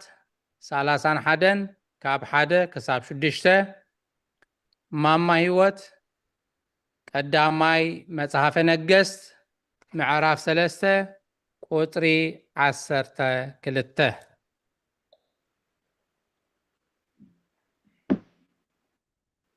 ሃይማኖት አበው ምዕራፍ 56 ክፍሊ 5 ቁጥሪ 14 ቁጥሪ 15 ከም በሓድሽ እዚ ናይ ቆጵሮስ ኤጲስቆጶስ ኤጲፋኒዮስ ኣብቲ መልህቕ ዝተባሃለ መጽሓፉ ከም ዝበለ እግዚአብሔር ንባስልኤልን ንኤልያብን ጥበብ መልኦም ዳግም ከዓ እግዚአብሔር ካብ ኩሉ ዝዓቢ ጥበብ ንሰሎሞን ገለጸሉ ጥበብ ሰብ ከዓ ካብ ሕልንኡ እዩ ዝርከብ በለ ምዕራፍ ዘፀአት ምዕራፍ 31 ካብ ጥቕሲ 1 ክሳብ ጥቕሲ 6 እግዚኣብሔር ድማ ንሙሴ ከምዚ ኢሉ ተዛረቦ እነሆ ኣነ ንብሳልኤል ወዲ ኡሪ ወዲ ሁር ካብ ነገድ ይሁዳ ብስሙ ፀዊዐዮ ኣለኹ ንጥበብን ንምስትውዓልን ንፍልጠትን ንኩሉ ዓይነት ዕዮ ኣብ ወርቅን ብሩርን ኣስራዝን ንምዕያይ ጥበብ ክሓስብ ንምዝናእ ክኸውን ኣእምን ክቐርፅ ዕጨይቲ እውን ንምፅራብ ኩሉ ዕዮ ንምግባር መንፈስ ኣምላኽ መሊአዮ ኣለኹ እንሆ ከዓ ንኦሆልያብ ወዲ ኣሕሲማክ ካብ ነገዳን ምስኡ ገይረዮ ኣለኹ እቲ ዝኣዘዝኩኻ ኩሉ ምእንቲ ክገብሩ ከዓ ኣብ ልቢ ኩሎም ብልሓተኛታት ጥበብ ኣንቢረ ኣለኹ ላዕላትኩም ምስጋና ይኹን ድሕሪናተይ ከዓኒ ቀዳማይ ነገስ ምዕራፍ 3:12 እንሆ ከምቲ ዘረባኻ ገበርኩልካ እንሆ ብቅድሜኻ ከማኻ ዝበለ ዘይነበረ ብድሕሪኻ እውን ከማኻ ዝበለ ዘይትንስአ ብልሁን ኣስተዋዕልን ልቢ ሂበካ ኣለሁ ኣሜን ዲያቆን ወደይ ድምፂ ነባይድያ ናብ ኩሊኣ ትሕእትኢላህንላ ትሒታ ንዕዋ ብዙሕ ኣይሰምዑን ደለኹ በዚ ናተይ ከዓ ፋእሳይ ገይረ ቢልያ ሙሉእ እዩ ደሎ በዚ ሲ ሙሉእ ኣሎ ሕረ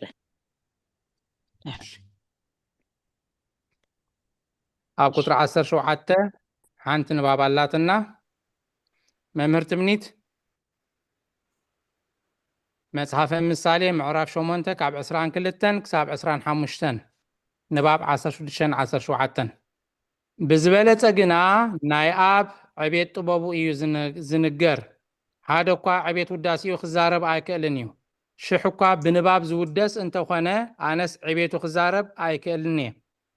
ውዳሴኡ ክፍፅሙን ኣይክእልን እየ ከመይ ነዚ ቦታ እዚ ንእግዚኣብሔር ጥራይ ኣሓድጎ ኣለኹ እቲ ክዛረብ ዝሓስቦ ድማ ባዕሉ ይፈልጦ እዩ ብግብሪ ሓደ ከሎስ ንሓድሕዱ ዝተፈላለየ ይመስል እግዚአብሔር ቅድሚ ኩሉ ግብሩ ፈጠረኒ ቅድሚ ዓለምን ቅድሚ ኩሉ ኹርባታትን ተወለድኩ በለ ምሳሌ 8:22 ክሳብ 25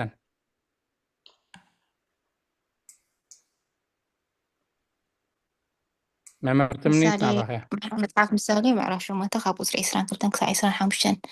እግዚአብሔር ኣብ መጀመርታ መንገዱ ቅድሚቲ ጥንታዊ ግብሩ ተገንዘበኒ ካብ ዘለኣለም ካብ መጀመርያ ምድሪ ከይኮነት ቆምኩ ገና ማዓሞቅ ከይኮነ ዓይኒ ማያት ከይወሓዘ ኣነ ተወለድኩ ኣኽራን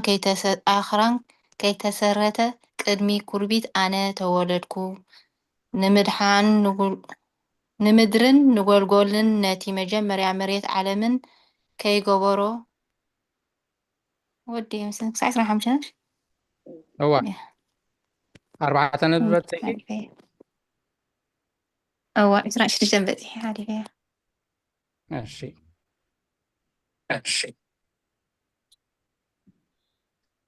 اوكي قتيل عدلا نبابنا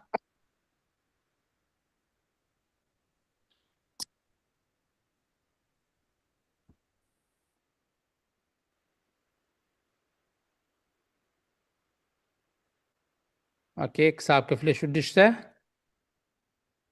زخنا نبابي بلنان السنة بيمنا خنو دينا الشيء نباب 10 بعلوز تولده كنسو دعا كميلو تفتره انت زفتركا اي متولدن نسو قدماوي كنسو كميلو يفتر نحنا ونكو نت انولدو اي نفترونينا نت انفترو دما اي نولدونينا نحنا فطرانينا اتوم انولدون كا داغم نساتمون فطرانيوم እግዚአብሔር ቃል ግና ፍጡር አይኮነን ልደቱን ካብ ፍጡር አቦ አይኮነን ንባዕሉን ፍጡር አይኮነን ድሕሪ ምፍጣሩ እንተተወሊዱኸ ከመይ ኢሉ ቅድም ተፈጥረ ካልኣይከ ድሕሪ ፍጥረቱ ከመይ ኢሉ ተወልደ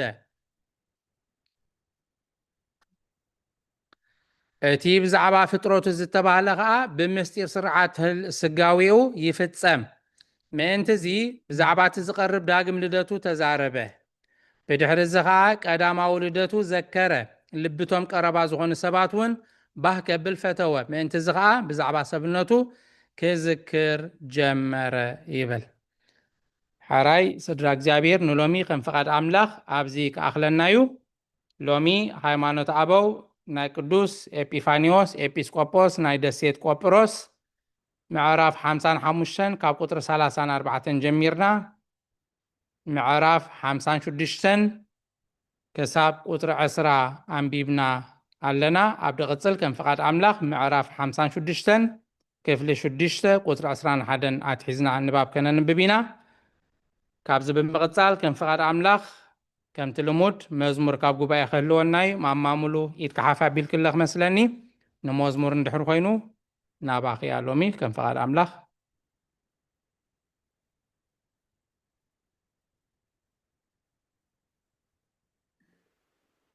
እሺ ዲያቆኔ ከመስግን ደልየ እግዚአብሔር ዝገበረለይ ኩሉ ምስጋና ይብፅሐዮ ናይ ብሓቂ ተመስገን ትብል መዝሙር ክዝምር ኣምላኽ ይሓግዘኒ ስቲል ጎረረይ የለው ግን ክፍትን እየ ተመስገን ምስጋናኻ ይብዛሕ ተመስገን ከም ዛራማይ ይውሓስ ተመስገን ክብር ንዘላለም ተመስገን ይበሉ ኩሎም ፍጥረት ዓለም ተመስገን ምስጋናኻ ይብዛሕ ተመስገን ከም ዛራማይ ይውሓስ ተመስገን ክብር ንዘላለም ተመስገን ይበሉ ኩሎም ፍጥረት ዓለም ደረቕ ምድረ በዳ ዓይኒ ማይ ጌርካለይ ካዕበት ሽሻይ ኮይኑ ሰላም ምድሪ ቤተይ ፀገመይ ኩሉ ቀሊል እዩ ቅድሜኻ እንሆ ሎሚ ቀይርካ የራህዋ ተመስገን ምስጋናኻ ይብዛሕ ተመስገን ከም ዛራማይ ይውሓስ ተመስገን ክብር ንዘላለም ተመስገን ይበሉ ኩሎም ፍጥረት ዓለም ነቲ ምስኪን ድኻ ክብሪ ኣልቢስካዮ ነቲ ሕሙም ውዱእ ካብ ምድሪ ኣልዒልካዮ ልበይ ካለን ክሰግሮ ብስቕታ ኣመስግን ይብለኒ ዘምሩን በዓውታ ተመስገን ምስጋናኻ ይብዛሕ ተመስገን ከም ዛራማይ ይውሓስ ተመስገን ክብር ንዘላለም ተመስገን ይበሉ ኩሎም ፍጥረት ዓለም መን ይኽልክለኒ ክነግር ክብርኻ ውሽጠይ እንዳገንፈለ ሰናይ ምስጋናኻ ኣነስ ከቢረየ በኣኻ ማንኤል ይዝምር ኣለኹ እናበልኩ ዕልል ተመስገን ምስጋናኻ ይብዛሕ ተመስገን ከም ዛራማይ ይውሓስ ተመስገን ክብር ንዘላለም ተመስገን ይበሉ ኩሎም ፍጥረት ዓለም ኣቤት ፍቕርኻ ጎይታይ ትውዕለትካ ደረት ኣልቦ ምሕረት መን እዩ ዝመስለካ ቃላት ኣይረኸብኩን ከዘንቱ ክብርኻ ገና ክዝምር ዘላለም ኣብ ቤትካ ተመስገን ምስጋናኻ ይብዛሕ ተመስገን ከም ዛራማይ ይውሓስ ተመስገን ክብር ንዘላለም ተመስገን ይበሉ ኩሎም ፍጥረት ዓለም ተመስገን ምስጋናኻ ይብዛሕ ተመስገን ከም ዛራማይ ይውሓስ ተመስገን ክብር ንዘላለም ተመስገን ይበሉ ኩሎም ፍጥረት ዓለም ኣሜን። ተመስገን ዘይውዳእ ምስጋና ንዕኡ ይኹን። ይቐኒል ኣሜን ስለት ናሕድል ብሓቂ እግዚአብሔር ይመስገን። ኣሜን። ጣዕምቲ መዝሙር ዝማሬ መላእኽቲ የስማዐኪ እግዚአብሔር። እሺ ከምዚ ክንሰምዓ ፀናሕና። ተመስገን ምስጋናኻ ይብዛሕ፣ ተመስገን ከም ዛራማ ይውሓዝ፣ ተመስገን ክበር ንዘለዓለም፣ ተመስገን ይበሉ ኩሎም ፍጥረት ዓለም ብምባል እቲ ትሕዝቶ ከዓ ከምዚ ክንሰምዖ ድፀናሕና ነቲ ደረቕ ምድረ በዳ ፈልፋሊ ወሓዚ ማይ ከም ዝገበሮ ንፀገመይ ንሽግረይ ንፀበባይ ንኩሉ ኣቃሊልካ ፈቲሕካለይ ንድኻ ክብሪ ትህብ ልዕል ተብል ንሕሙም ትባልህ ተናግፍ ትፍውስ ብምባል እግዚኣብሔር ካብ ብዙሕ ፀበባ ከም ዘውፅእ እዚ ስለ ትገበርካለይ እዚ ትገብር ኣምላኽ ስለ ዝኾንካ ከዓ በቃ ልበይ ኣመስግን ኣመስግን ይብለኒ ኣሎ ብምባል እዚ ኩሉ ዝተገብረ ከዓ ስለ ዝግበአና ደይኮነስ በቃ ፈቃር ስለ ዝኾነ ኣምላኽና መሓሪ ስለ ዝኾነ ኣምላኽና ከዓ ኣቤት ትፍቕርኻ እናበለ ከዓ ንፍቕሪ ጎይታ የስተንትን ነዚ ስለ ዝተገበረልና ከዓ በቃ ካብ ምምዝጋንካ ማንም ጠጠው ከብለኒ ዝኽእል ነገር የለን ብምባል ደስ ትብል ፅቡቅ ትሕዝቶ ዘለዋ መዝሙር ኢና ክንሰምዕ ፀኒሕና። ደጊመ ማማሙሉ እግዚኣብሔር ኣምላኽ ዝማሬ መላእኽቲ የስምዐኪ ሙሉእ ምሕረትካ ይሃብካ ኣምላኽ። ካብዚ ብምቕፃል ነዛ መዝሙር ብጥቕሲ መፅሓፍ ቅዱስ ኣሰኒና ከነስተንትን ናብ ጉባኤ ዲያቆን ወደይ ሰይድ ክፍትና 27 መዝሙር ድዩ መዝሙር ዳዊት 5-6 እሺ መዝሙር ዳዊት 5-6 4-5 ካብ ሓደ ኣለዋማ ክልቲአን ድሓን ነው ሓደ ዋላ ሓንቲ ገበ እሺ አንብቢ ኣማማ ብረይ እሺ ብመዓልቲ ፀበባ ኣብ ዳሱ ክሓብኣኒ ኣብ ውሽጢ ድንኳኑ ክኽውለኒ ኣብ ከውሒ ልዕል ከብለኒ እዩ እሞ ንእግዚኣብሔር ሓንቲ ነገር ለሚናዮ ውቃቢ እግዚአብሔር ንምርኣይ መቅደሱ ንምርማርሲ ሙሉእ ዕድመይ ኣብ ቤት እግዚአብሔር ክነብር ደሊ ኣለሁ። ሎሚ ከዓ ርእሰይ ኣብቶም ዝኸቡኒ ፀላእተይ ልዕል ክብል እዩ። ኣብ ድንኳኑ መስዋእቲ ብእልልታ ክቐርብ እግዚአብሔር ክዝምረሉን ክውድሶን እየ ትመስለኒ። ኣሜን። ካልኦት ተስምዐልና መዝሙር ዳዊት 27 ካብ 4 ክሳብ 6 ካልኦት ተስምዐልና። እሺ ካልኦት ክፍትን ዶ ዲያቆን ሓወይ ሽማ ማረዘነት መዝሙር ዳዊት 22 ዳርጋ ብሙሉኣ ናይ ምስጋና ካብ 21 ጀሚረ ከንብቤ ካብ ኣፍ አንበሳ ኣድሒንካኒ ካብ ቀርኒ ጎባይ ሰማዕካኒ ስምካ ንኣሕዋተይ ከዘንትወሎም ኣብ ማእከል ማሕበር ከመስግነካ እየ ኣቶም ንእግዚኣብሔር እትፈርሁ ኣመስግንዎ ኣቶም ዘርኢ ያዕቆብ ዘበልኩም ወድስዎ ዘርኢ እስራኤል ኩልኩም ፍርህዎ ንፀበባ እቲ ጥቑዕ ኣይንዓቆን ኣየዋርዶን እዩ እሞ ናብኡ ምስ ኣእወየ ሰምዖ እምበር ንገፁ ካብኡ ኣይከወሎን እቲ ኣብ ዓብይ ማሕበር ዘለኒ ናእዳን ካባኻ እዩ ኣብ ቅድሚ ዝፈርህዎ መብፃዓይ ክፍፅም እየ ትሑታት ክበልዑ ክፀግቡ ንእግዚኣብሔር ዝደልዩ ክውድስዎ እዮም እናበልኩ ንዘለኣለም ብሂወት ክነብር እየ ወሰን ምድሪ ኩሉ ንእግዚኣብሔር ክዝክርዎን ከመስግንዎን ብዘሎ ነገደ ኣህዛብ ኣብ ቅድሚኡ ክሰግዱ እዮም ምስጋዓ ተኣክል ያው ዳርጋ ብሙሉኣ ናይ ምስጋና እያ ካልኦት ተስምዐልና። እዛ ጥቕሲ ክልተ ዑፍ ብሓንቲ ወንጭፍ እያ። ምክንያቱ ነዚ ዘንበብናዮ ናይ ሎሚ ትምህርቲ ሃይማኖት ኣበው ንዑ ትገልፅ እውን እያ። ስምካ ንኣሕዋተይ ክነግሮምን ካልእ እንድብል ትሕዝቶ ዘለዋ ተነቢባውን ነይራ ሓንቶይ መምህርቲ ምኒታ ኣንቢባታ ምዛ መዝሙር ምስጋና ትኸይድ እያ ከዓ ካልኦት ተስምዐልና። መዝሙር ዳዊት 22 ካብ 21 እሺ ካልኦት ወቲ ኢድ ሓፍ ኣቢላ ኣላ ዲያቆን እሺ ማማይወት ናባኺ እሺ ቴንኪዩ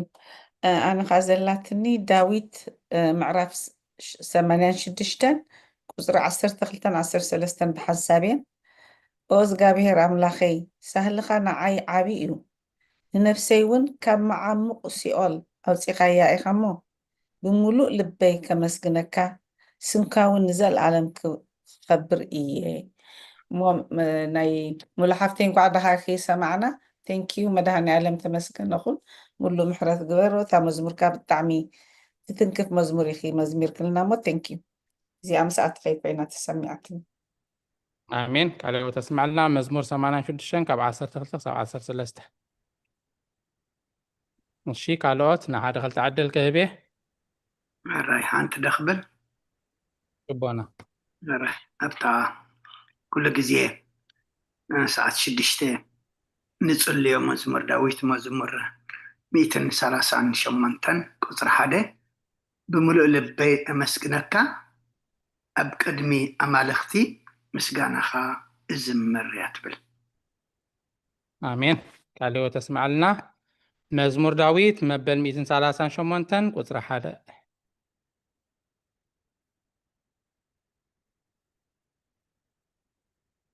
እሺ ዝተዳለና እንተሃሊና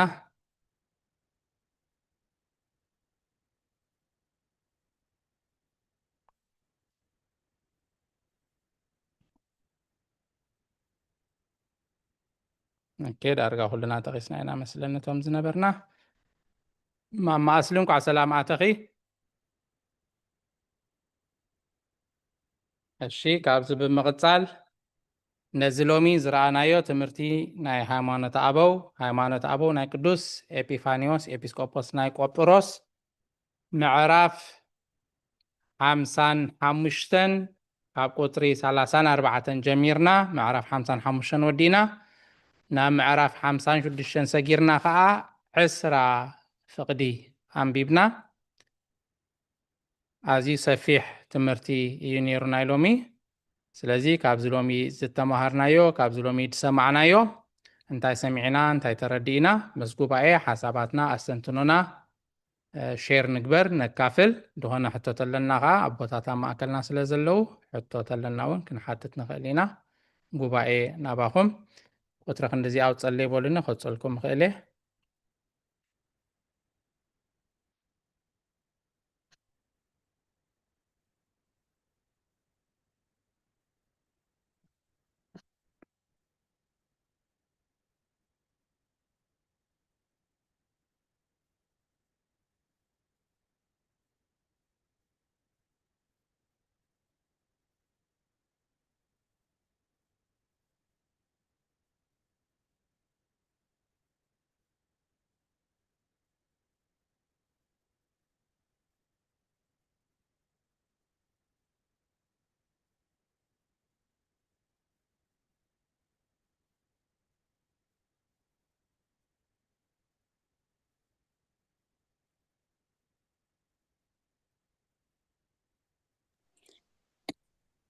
يكون هدي 55 35 دو فتنا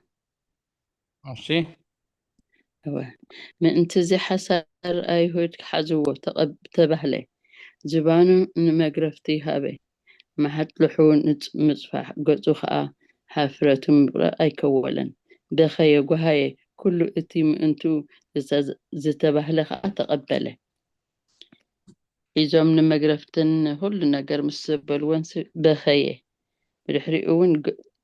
وهاي يتمول اتي تزارب خاء تقبله كل زقبر ونساتهم قف عزور رخاء تقبله يبل قرب مقلة تقبر لنا ما بري وساندي لك زي ما انت زي حسر ايهود حزوه عساكر ايهود حزوه تبهلي هو خمت زبالو تتحيزن ديو كل تزبالو خا نمقرفتي كل ونمطلحو مقفا قطو كله عراء موتو كله بخي وهاي كله مزبالو دمو نسو يتناب قويتا دولة تتحيزو مكرات ايبو كله وهاي تزافع تقرفه كل حسارة مكرة تقبله يبل السنت ساخرج والصغر لا يبلنا أبيت بالسجع أو كبيد مكرة إيه تتكس إذا أوتر 35 أب تحت نباب قصل كلون بملك وديكونا إذا كله حسارة مكرة زرخبه بالسجو مخانون يبره مهري ቴንክ ዩ ማማ ብሬ ቃል ስማልና ምዕራፍ 55 ቁጥር 35 ያ ከተስተንተነና ጽኒሓ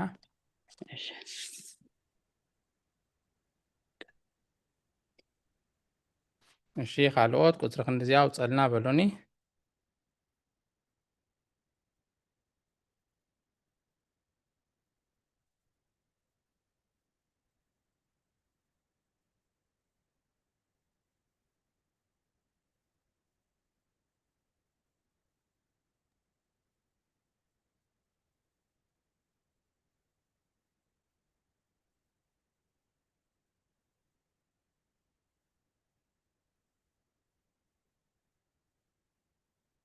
أنا بزي نشتي تخفتنا يا شما قوم ما وقرب ذيك استنتنا خلصي أبتاع 36 37 تنسي نزقا بيهك قلبتي زمرمر هلاوي ملكتو أبقى تطف كبلولو وي ወይ ክፀፍዖ ክገርፎ ዝኽእል ተኣመን እዩ ከመይ እቲ ቀዳማዊ እግዚኣብሔር ቃል ነዚ ሕማም እዚ ብስግኡ ዶ ኣይኮነን ዝተቐበሎ ብመለኮቱ ግን ኣይሓምምን እዩ ነዚ ግን ካብ ስግኡ ዘይተፈለየ እቲ መከራ ፍቓዱ ከም ናቱ ቆፀሮ እዚኣ ሕጂሲ ብጣዕሚ ከስተንትና ከለኹሲ ዓባይ ትምህርቲ እያ ንዓና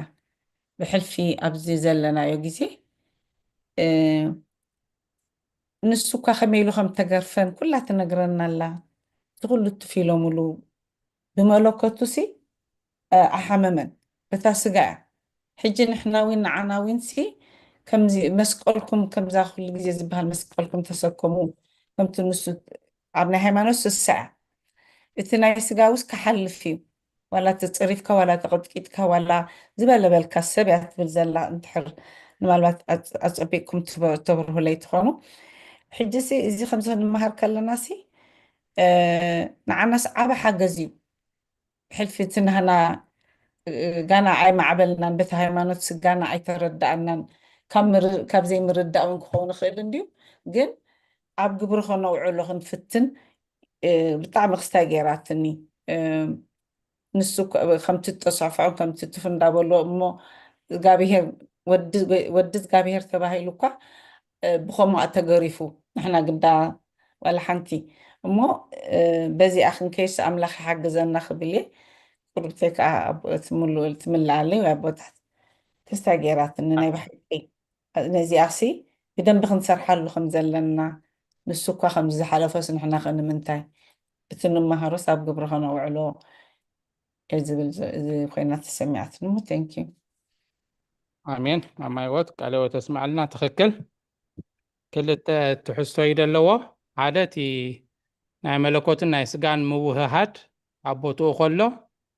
መለኮት ከም ደይሳቐ እቲ ኩሉ ዝረኸበ መከራ እቲ ዝወረደ መከራ ብምሉኡ ብስግኡ ከም ተቐበሎ ከም ተሳቐዮ እዚ ኮይኑ ግን መለኮት ከዓ ምስኡ ተዋሃሂዱ ከም ዝነበረ እዩ ትቐንዲ ትምህርቲ ምስኡ ከዓ ከምዛ ክትብል እያ ፀናሕኪ ፈጣሪና ክርስቶስ ክንድዚ ሽግርን መከራን ውርደትን ስቃይን እኳ ዝረኸበስ ንሕና ኸዳ ኢልና ከዓ ነብስና ክንፍትሽን ካብኡ ብዙሕ ነገር ክንመሃርን ከም ዝበልክዮ ዝምህረና ዓብይ ትሕዝቶ ዘለዎ ፅሑፍ እሞ ቃልዎ ተስማዕልና ማማ ሂወት ቁጥሪ 36 37 እያ ከተስተንትነልና ፀኒሓ ኣብ ምዕራፍ 55 ኣብ ናይ ሕቶ ግዜ ምስ በፅሕና ኣነስ ሕቶ ኣላትኒ እሺ እቲ ሓተ ተቕሊ ክዳ ሓንቲ ግዜ ክንጥቀመሉ ካልኦት ደስተንትኑ እናቐፀሉ ሒዝና ክንፀንሕ ምእንቲ ታጊድ ክንጥቀመላ ካልኦት ክሳብ ዝዛረቡ እሺ ኣብ ምዕራፍ 56 ዘላ ቁፅሪ 9 ሃዋርያት ድማ ንሊቀ ካህናት ዘበለ ኩሉ ካብ ሰብ መስዋዕትን ቁርባንን የቕሩብ ብምባል ነዚኣቶም ይሕፍር ምእንትዚ ምእንታና ነብኡ መስዋዕትን ቁርባንን ገይሩ ገዛእ ርእሱ ክዕርግ ወልድ ዋህድ ኣብ ሰብ ሊቀ ካህናት ክኸውን መፀ ምስታ ዋላ ዘንበብናያ ዕብራውያን ክሳምዓት ርሉክስ አይ ቲንክ ንርድ ኣብያት እንሞ ንሽተ መግለፂ اوكي قالوا ዲያቆን ሓወይ ኣብዛ ኣነ እውን ሃይላይት ገይረያ ነይረያ ኣብታ ረዘነት ሓፍትና ዘንበበታ ሕጂ ዝሓተተታ ኣብታ ኣነ ካብታ ያላትና ኣብታ ዕርባ ኣብታ ዘንበብኩ ኣነ እንደንቢብያታ ዕብራውያን 7:28 ኣብኣ ሕቶ ዘላትንስ እንታይ እያ እታ ከም ፃሙት ዕብራውያን 7:28 ኣብታ እሳሲ እንታይ ኢሉሲ ሕግስ ንድኻም ንዘለዎ ሰባት እዩ ሊቃውንትን ካህናትን ክኾኑ ክኾኑ ዝሾሞም እቲ ድሕሪ ሕጊ ዝመፅእ ቃል ማሕላ ግና ንዘለዓለም ፍፁም ዝኾነ ወዲ እዩ ዝሽየም ሕጂ ናተይ ሕቶ ዘላትንስ ኣብታ ንምንታይ እቲ ሕጊ ንድኹማት ጥራይ እዩ ዝበለ ብዚ ዘሎ ኣቲም ሕጊ በዛ ነስ ንኩሉ እዩ ኮይኑ ዝርዳእኒ ዋላ ዓለማዊንሲ ኣብ ዓለማዊን ሕጊ ጌርካ ክትከይድ ኣለካ ተዘይኮይኑ ያሩል እንታሽሙ ኣብ ናይ ሃይማኖታዊን በቲ ናይ ኣምላኽ ኩሉ ሕጊ ኣሎም ናይ ኣምላኽ ወይን እሳስ ቁርብተይታ ፍሬዝያ መስለኒ ክስታይ ኣቢላትን ንዓይኒ እሺ ጽቡቕ ሕቶ እዩ ማማ ህይወት እንድ ማማ ረዘነት ኣብ ምዕራፍ 56 ቁጥሪ 9 ዘላ ንባብን ምስተን ምስኣተ ጠቂሰን ዘለዋ ክልተ ጥቕስታት ዕብራውያን 5:4 ዕብራውያን 7:18 እዩ እቲ ሕቶ ድሓን ኣቦታትና ሰሚዖም ኣለዉ ኣብ መንጎና ስለ ዘለዉ ክምልሱልናዮም ቅድሚ ግን ዝኾነ ኣስተንትኖ ሓሳብ መብርሂ መግለፂ ምስ ጉባኤ ሼር እንብሎ ብፍሉይ ዘስተውዓልናሉ ዘስተንትናዮ ዝተመሃርናዮ ምስ ጉባኤ ከነካፍሎ ንደሊ ከነካፍል ናባኹም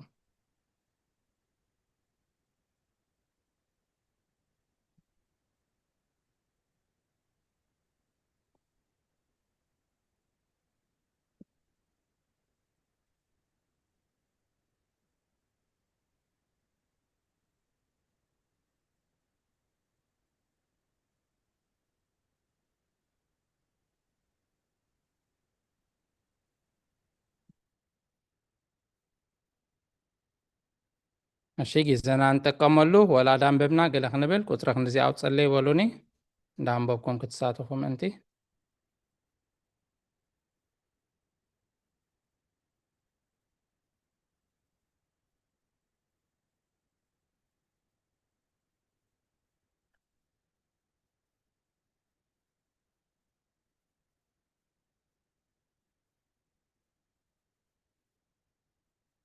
ወላው خلنا بتقلل لومي زياده ማሂረ ንብላ ሓንቲ ነገር ንጥቀስ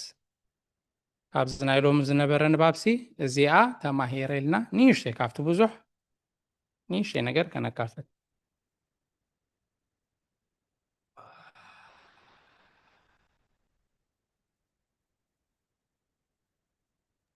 ኣብ 4 ድለ ዲያቆን ወደይ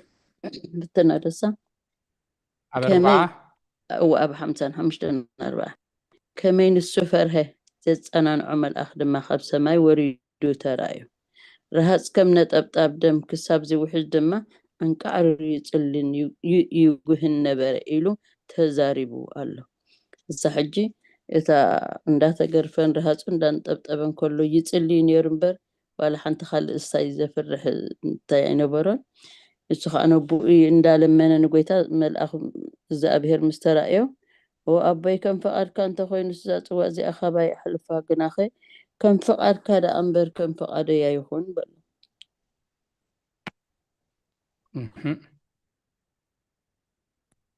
ፈክል እናተገርፈ ይፅል ነበረ ዓባይነ ካብ ሰማይ ወሪዱ ተራእዩ ረሃፁ ከም እናንጠብጠበ ክዛብ ዝውሕዝ ድማ አንቃዕሩ ይፅል ነበረ እታ ጸሎት እዚኣ ኮይና ትስምዓኒ ወኣቦይ ፈቃድካ እንተኮይኑ እዚኣ ፅዋ እዚኣ ኸባይ ከይታ ኣሕልፋ ግና ከም ፈቃድካ ዳ እምበር ከም ፈቃደ ይኹን በለ ቃልዮ ተስማዕልና ማማ ብረይ ምዕራፍ 55 ቁጥሪ 4 ቴንኪው ቃልዮ ተስማዕልና እሞ ዝኾነ حتى حساب رئيتو تلو أمونغو كان بالنقلينا حساب كان بالنقلينا تجي من تخنتك أمالوجين حافشاوي صماق مبرهن تمرتن كلي أتكرهن قبرلو كان حزوز لنا نتبن ببوتات كوهابن نايو كوم أدماب توساخي إذن التحاتة تاكل التحطو ناي ماما رزنتن ناي ماما هيوتن نعاون كان فقط أملاك جيزن تحلي خمولو سلنام مدرخنا ببوتات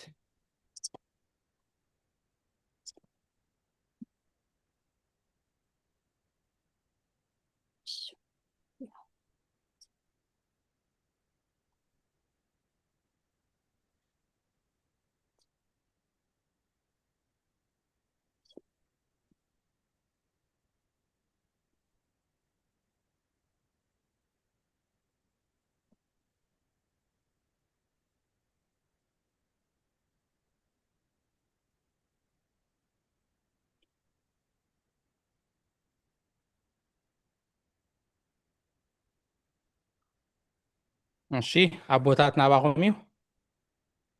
بمرجتا تجزين تكملوا بمرجتا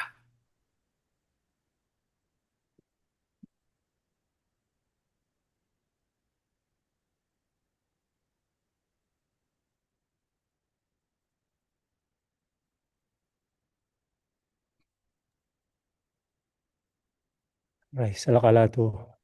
እግዚአብሔር ዝተመስገነ ይሁን እቲ ክሳብ ሰዓት ዝብዳሓነ ሰላም ዓቂቡ በዚ ቅዱስ ኣገልግሎት ክንሳተፍ ዝረዳእና ዝደገፈና ልዑለ ባህሪ ፈጣሪና ኣምላከ ቅዱሳን ናይ ባህሪ ምስጋና ይብፅሓዮ ምስቲ ዘለና ግዜ ካልኦቱ ንሕቶታት ክመፅእ ስለ ዝኽእል በተን ሕቶታት ክንጅምር እሞ ኣብ ሃይማኖት ኣበው ናይ ቅዱስ ኤጲፋንዮስ ምዕራፍ 56 ቁፅሪ 9 ሐዋርያ ድማ ሊቀ ካህናት ዘበለ ኩሉ ካብ ሰብ መስዋዕትን ቁርባንን ይቅርብ ብምባል ነዚኣቶም ይሕፍር ምእንታና ነብኡ መስዋዕትን ቁርባንን ገይዙ ገዛእ ርእሱ ከዕርግ ወልድ ዋህድ ኣብ ሰብ ሊቀ ካህናት ክኸውን መፀ እቲ ናይ ቡሉይ ካህናት ናይ ቡሉይ ኪዳን ዝነበረ ክህነት እቲ ሊቀ ካህናት ኣብ ዓመት ሓንቲ ኣብ መዋዕሊ ዕድሚኡ ሓንቲ ዓመት ጥራይ ሊቀ ካህናት ዝኸውን መጀመርያ ከዓ ምእንቲ ሓጢኣቱ መስዋዕቲ የቕርብ ዳሕራይ ከዓ ናይቶም ህዝቢ ሓጢኣቶም እንዳሰምዐ መስዋዕቲ ሓጢኣት መስዋዕቲ በደል መስዋዕቲ ስርየት እንዳበለ የቕርብ ማለት ኣብ ዘሌዋውያን ካብ ምዕራፍ 1 ጀሚሩ ክሳብ 7 ምዕራፋት ዘሎ ናይቲ ዓይነት መስዋዕቲ ይዝገልጽ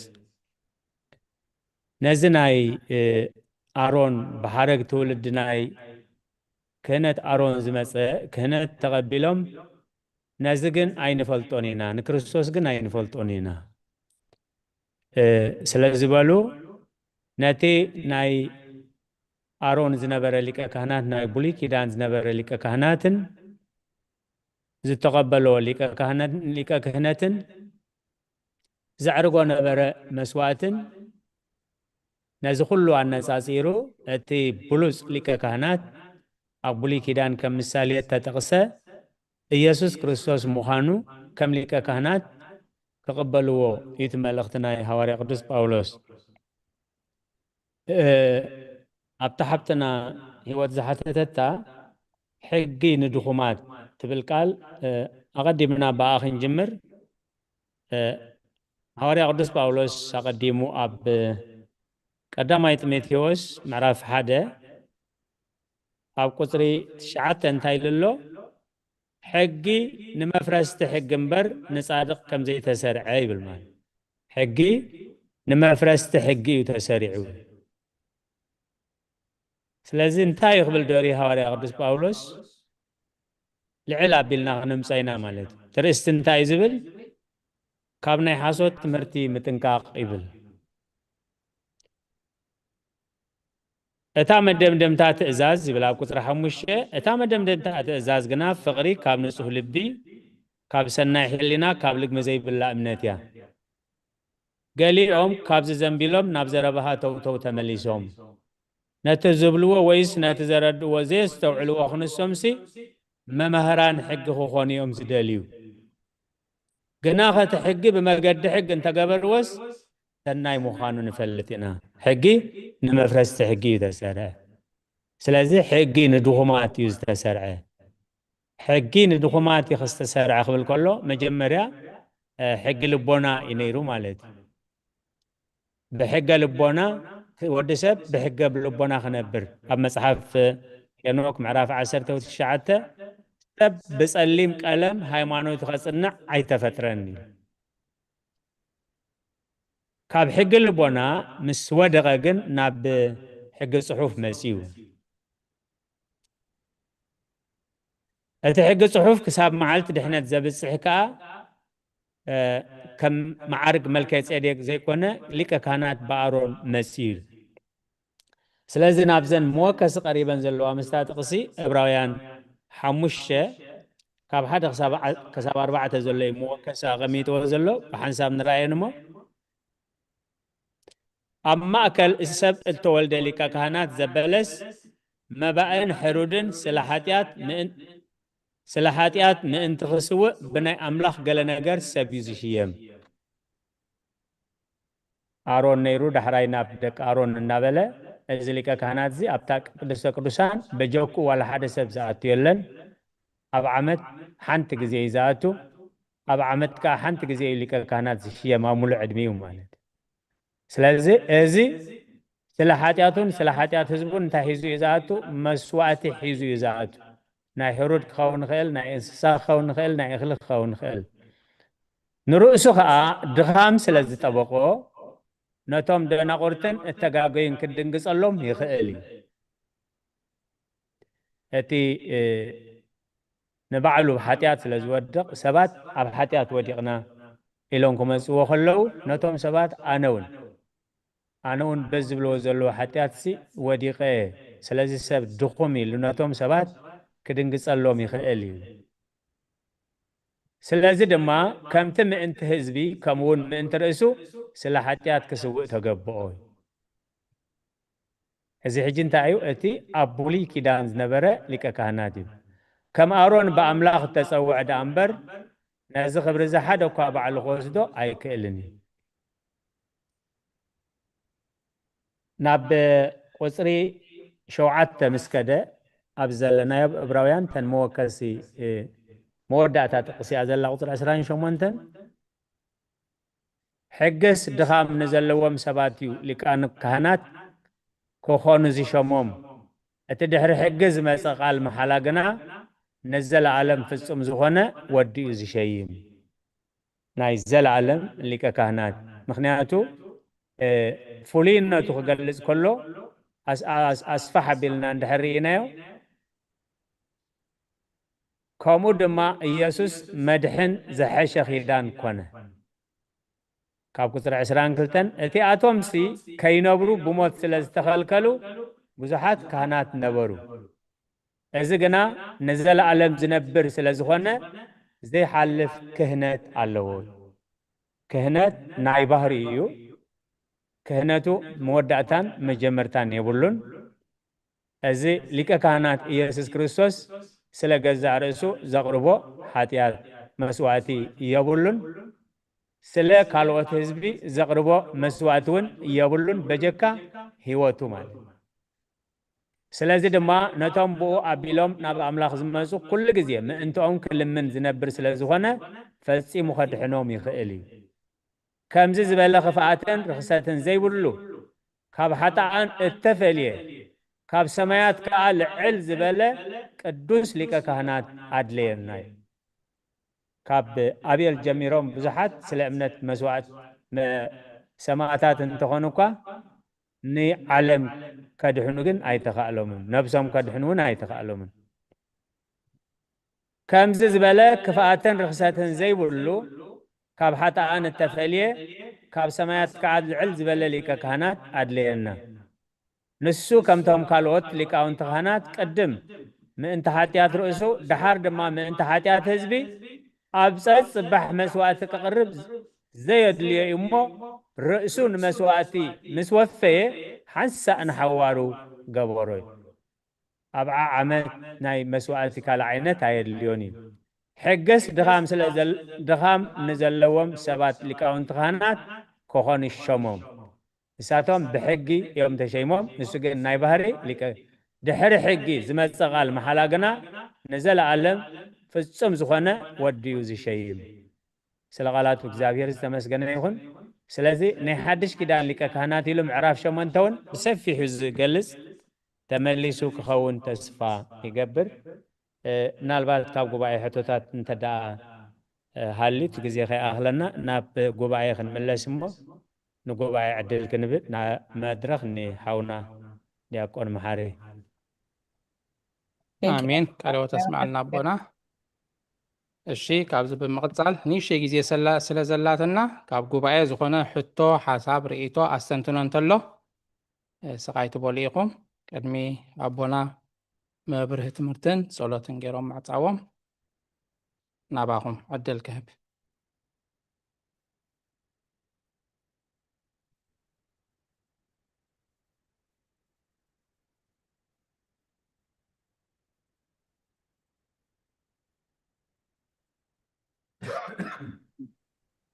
እቲ ግዜ ንጠቐመሉ ናይ ጉባኤ እዩ እቲ ግዜ ንጠቐመሉ ምክንያቱ መን እዩ ዝዛረብ ዘሎ ኣበየናይ መወከሲ ኣርእስቲ ናይዘን ክልተ ምዕራፋት እንታይ እየን ተን ኣርእስቲ መጀመርያ ክጅምር ከሎ ስለዚ ኢሉ ስለዚ ጅምር እታ ኣርእስቲ እንደዘይሒዝናያ 10 ግዜ መግለፂታት ተገብረ ክርዳእና ይክእልኒ እሞ ኣብታ ምእተዊ መን እዩ ንኣብነት ዝደጋገም ዘሎ ሕጂ ሓውና ዲያቆን መሓሩ ደጋጊሙ ከም ብበልናት ምዕራፋት ከኣቱ ከሎ ናይ ቆጵሮስ ኤጲስቆጶስ ቅዱስ ኤጲፋኒዮስ ኣብቲ መልህቅ ዝተባህለ መፅሓፉ ስለዚ ብዛዕባ ኣብ ተቐዳመይቱ ወይ ናብታ ካልኣይቲ ክሳብ ሳልሳይቲ ዘሎ ኣብ ነፍሲ ወከፍ ምዕራፍ ብዛዕባ እዚ ኢሉ ይገልጽ እሞ ንዕን ከነተኩረለን ከዓ ሓደራት ዘለና ግዜ ከዓ ሕጂ ተተመለሰ ይምለስ ደዘይምለስ ከዓ ቦታትን መፅሓፍትን ርኢና ንምልሶ እቲ ግዜና ግን ክንጥቀመሉ ትሰፊሕ መግለፂ እንተለዎ እኳ ሰብ ሓሳቡ ሕቶታቱ ከይሓተተ ሰዓት ንኸይኣክል እቲ ግዜ ዝወሃበና ዘሎ እሞ ከምኡ ምዃኑ ተረዲና ክንጥቀመሉ ሓደራ ብል ንቐኒየለይ ናባኻ ዲያቆን እሺ ኣራይ ስድራ እግዚኣብሔር ተዕድል ናባኹም እዩ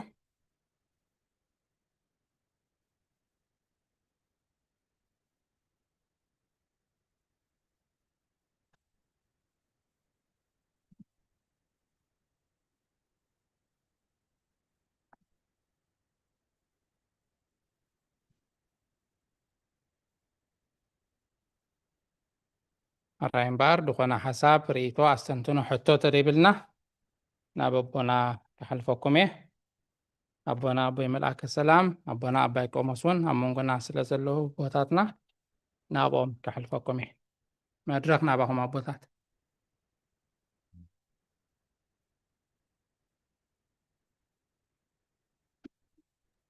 ኣባይ ቆምሳ ድላ ኣቦ ዲያቆነ ኣቦና ኣቦይ መልኣከ ሰላም ናባኹም እየ ኣን ግዜ ኣለቦና ደርጋ 17 ደቂቃ ኣላኽለና ይንክልቴና ሓሳብና ናብ ኣለኹም ዶቦናይ ኣለኹ ቦና ግን 17 ደቂቃ ኣሎ ንኩላ ኣከል እዩ ኣን ሓሳብኩም ሃቡ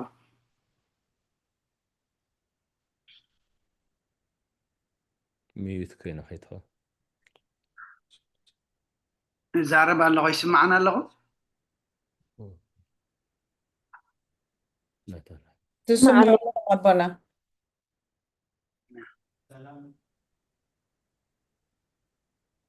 ኣቦና ብመልኣከ ሰላም ትዛረቡ እንተለኹም ኣይስማዕኒ ዘሎ ዛረብ ፀኒሐት ግዜ ስለ ዘሎስ ኣቦና ኣቦይ ቆምስ ድማ ብሉ ሓደ 17 ደቂቃ ክኸውን ኣሎ ብላ ኣለኹ ኣይስማዕና ኣለኹ نحن نسمعكم لنا سمعكم الله بنامي سمع الله بنا سمع الله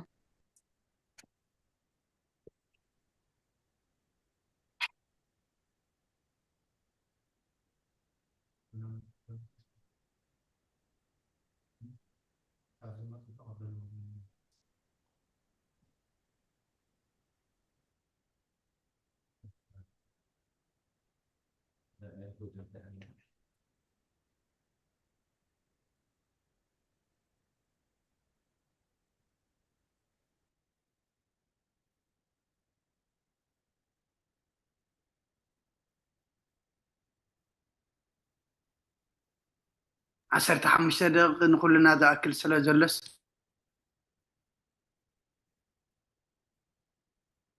أي سمعوه من يمزلوا مس مالتي دياقون ميت غير كالا ماتي على حجي أوكي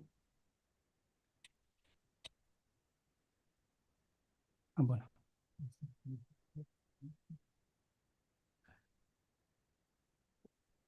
እሺ አቦና በመላከ ሰላም አባ ቆመስ ደሐና ባኹሚዩ ፈቃደ ይሎም አለውሞ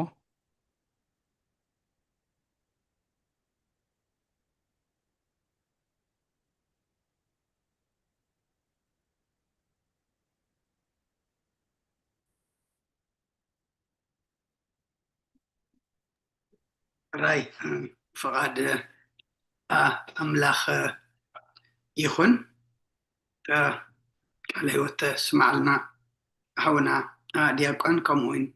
أبنا موسى أبنا بي مرجتا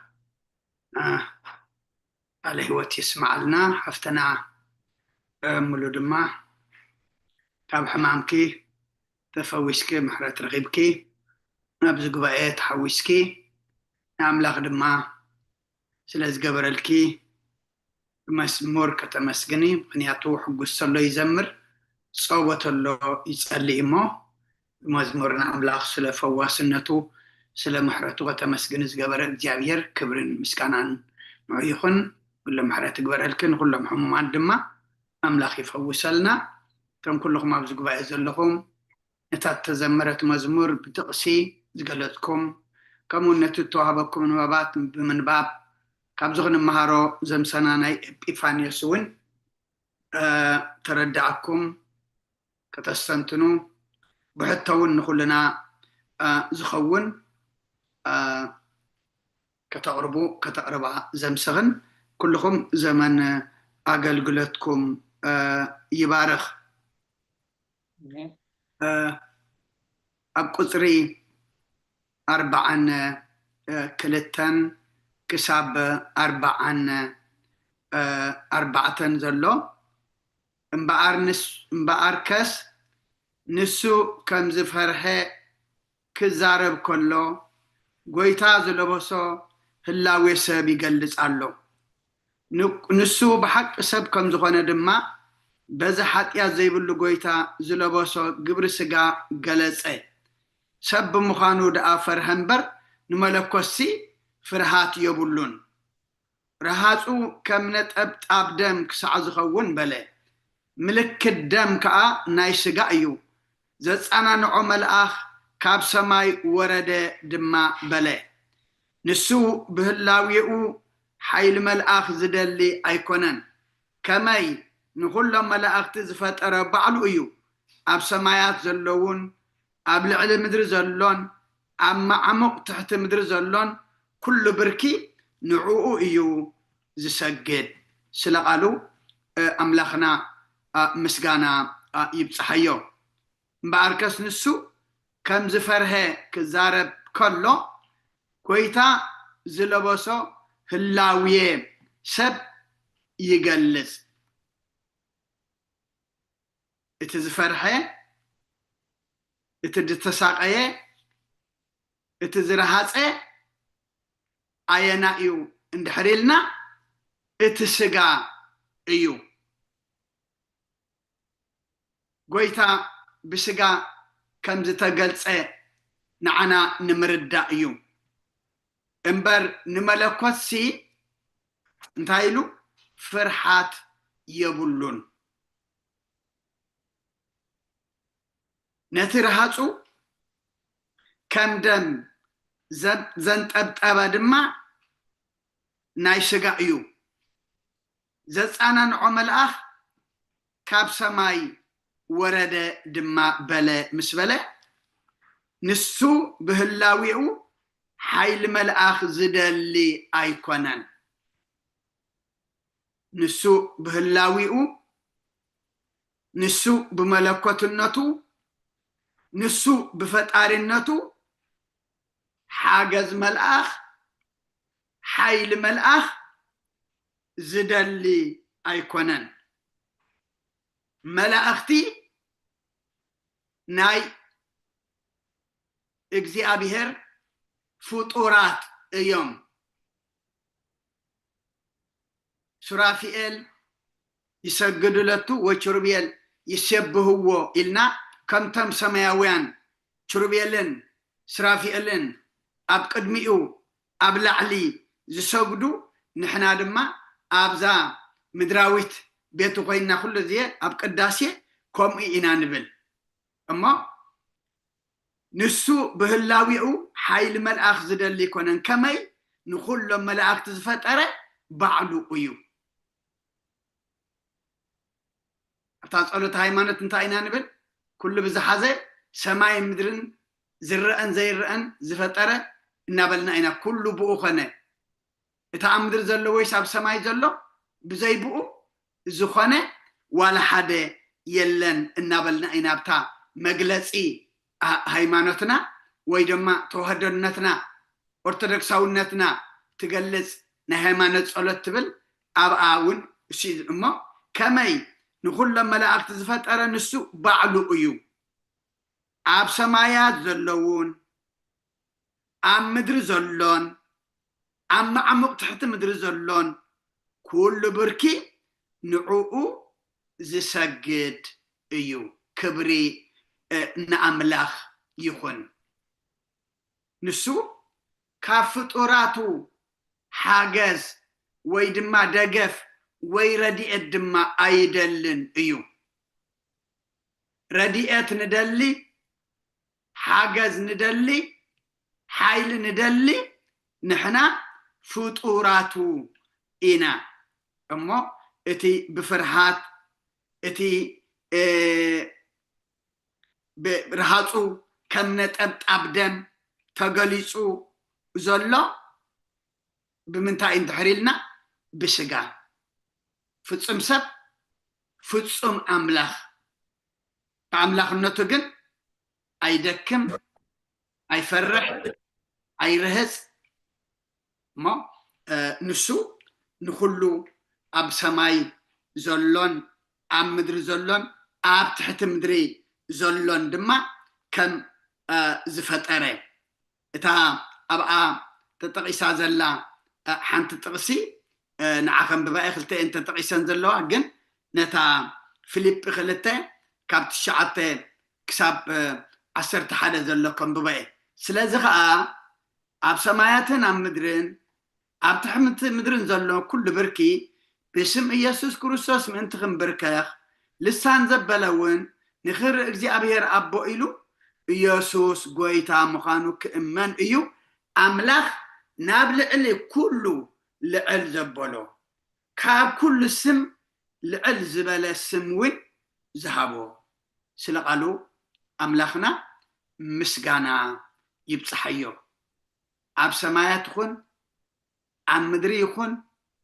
ኣብ ትሕቲ ምድሪ ይኹን ኩሉ ፍጡር ኩሉ ብርኪ ብስም ኢየሱስ ክርስቶስ እንታይ ክኸውን ክንብርከኽ ልሳን ዘበለ ኩሉ ድማ ንኽብሪ እግዚኣብሔር ኣቦ ኢሉ ኢየሱስ ክርስቶስ ጎይታ ምዃኑ ክእመን ምክንያቱ እቲ ብልብና ብውሽጥና ንኣምኖ ብቃልና ብልሳንና ድማ እንታይ ክንገብር ኣለና ክንገልጾ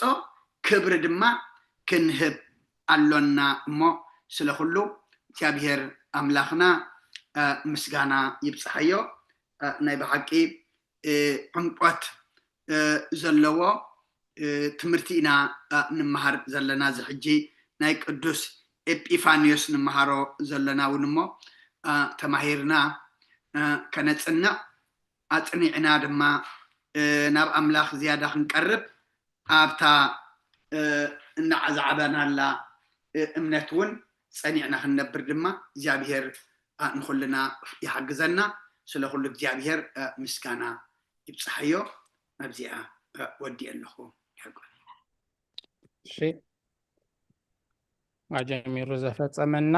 ንኣምላኽና ክብርን ምስጋናን ይኹኖ ንጸሎት ንዳሎ ኣቦታትና ጸሎት ክገብሩልና እዮም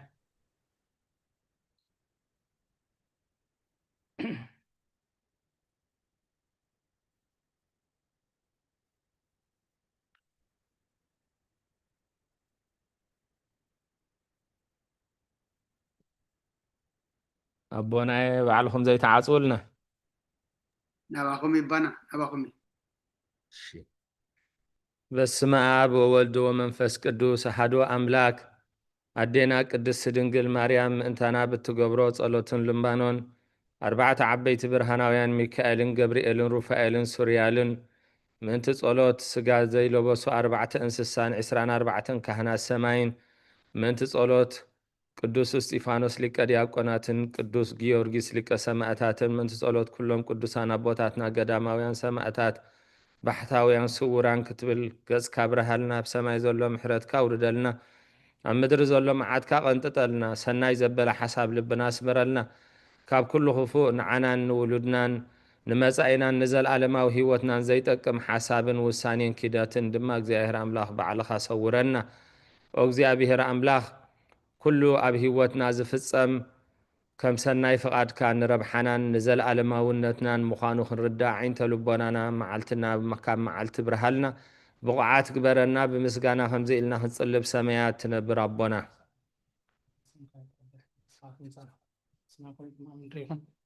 ንዕለት እንጀራና ሎም ሃበና ንሕና ንዝበደሉና በደሎም ከም ዝሓደግናሎም በደልና በሳና ሕደገልና ካብ ኩሉ ክፋእ ድሕነና እምበራ ፈተነ ይተእትወና መንግስትን ሓይልን ክብርን ንዘላለም ናትካ እዩ ኣሜን ኦ እግዝእትየ ማርያም ብናይ ቅዱስ ገብርኤል መልኣክ ሰላምታ ሰላም ለክ ኣለኹ ብሕልና ክድንግል ኢኺ ብስጋ ክውን ድንግል ኢኺ ኣደ እግዚኣብሔር ፀባኦት ጎይታ ስራይ ሰላም ለክ ኣለኹ ንስኻ በንስቲ ፍረኽቲ ኢኺ ፍረ ከርስኩም ብሩኺ ኦ ምልዕተ ጸጋ እግዚኣብሔር ምሳኺ ኦ ፍስህ ደስ ይበልኪ ሓጢኣትና ክሓድገልና ናብ ሰፈት ወድኺ ኢየሱስ ክርስቶስ ምእንታና ምሕረት ለምንልና ኣሜን ፍቅሪ እግዚኣብሔር ኣቦ ጸጋ ሓደ ወዱ ጎይታናን ኣምላኽናን መድሓኒናን ኢየሱስ ክርስቶስ ሕብረትን ውህበታት ናይ መንፈስ ቅዱስ ምሳኻትኩም ይኹን ብሰላም እተው ብሩኽ ለይቲ አሜን አባታትና ሁሉም በሰላም እተው መራይ كلكم زمان አገልግሎትኩም ባረክ ብሩክ ምሽት ትግበረልና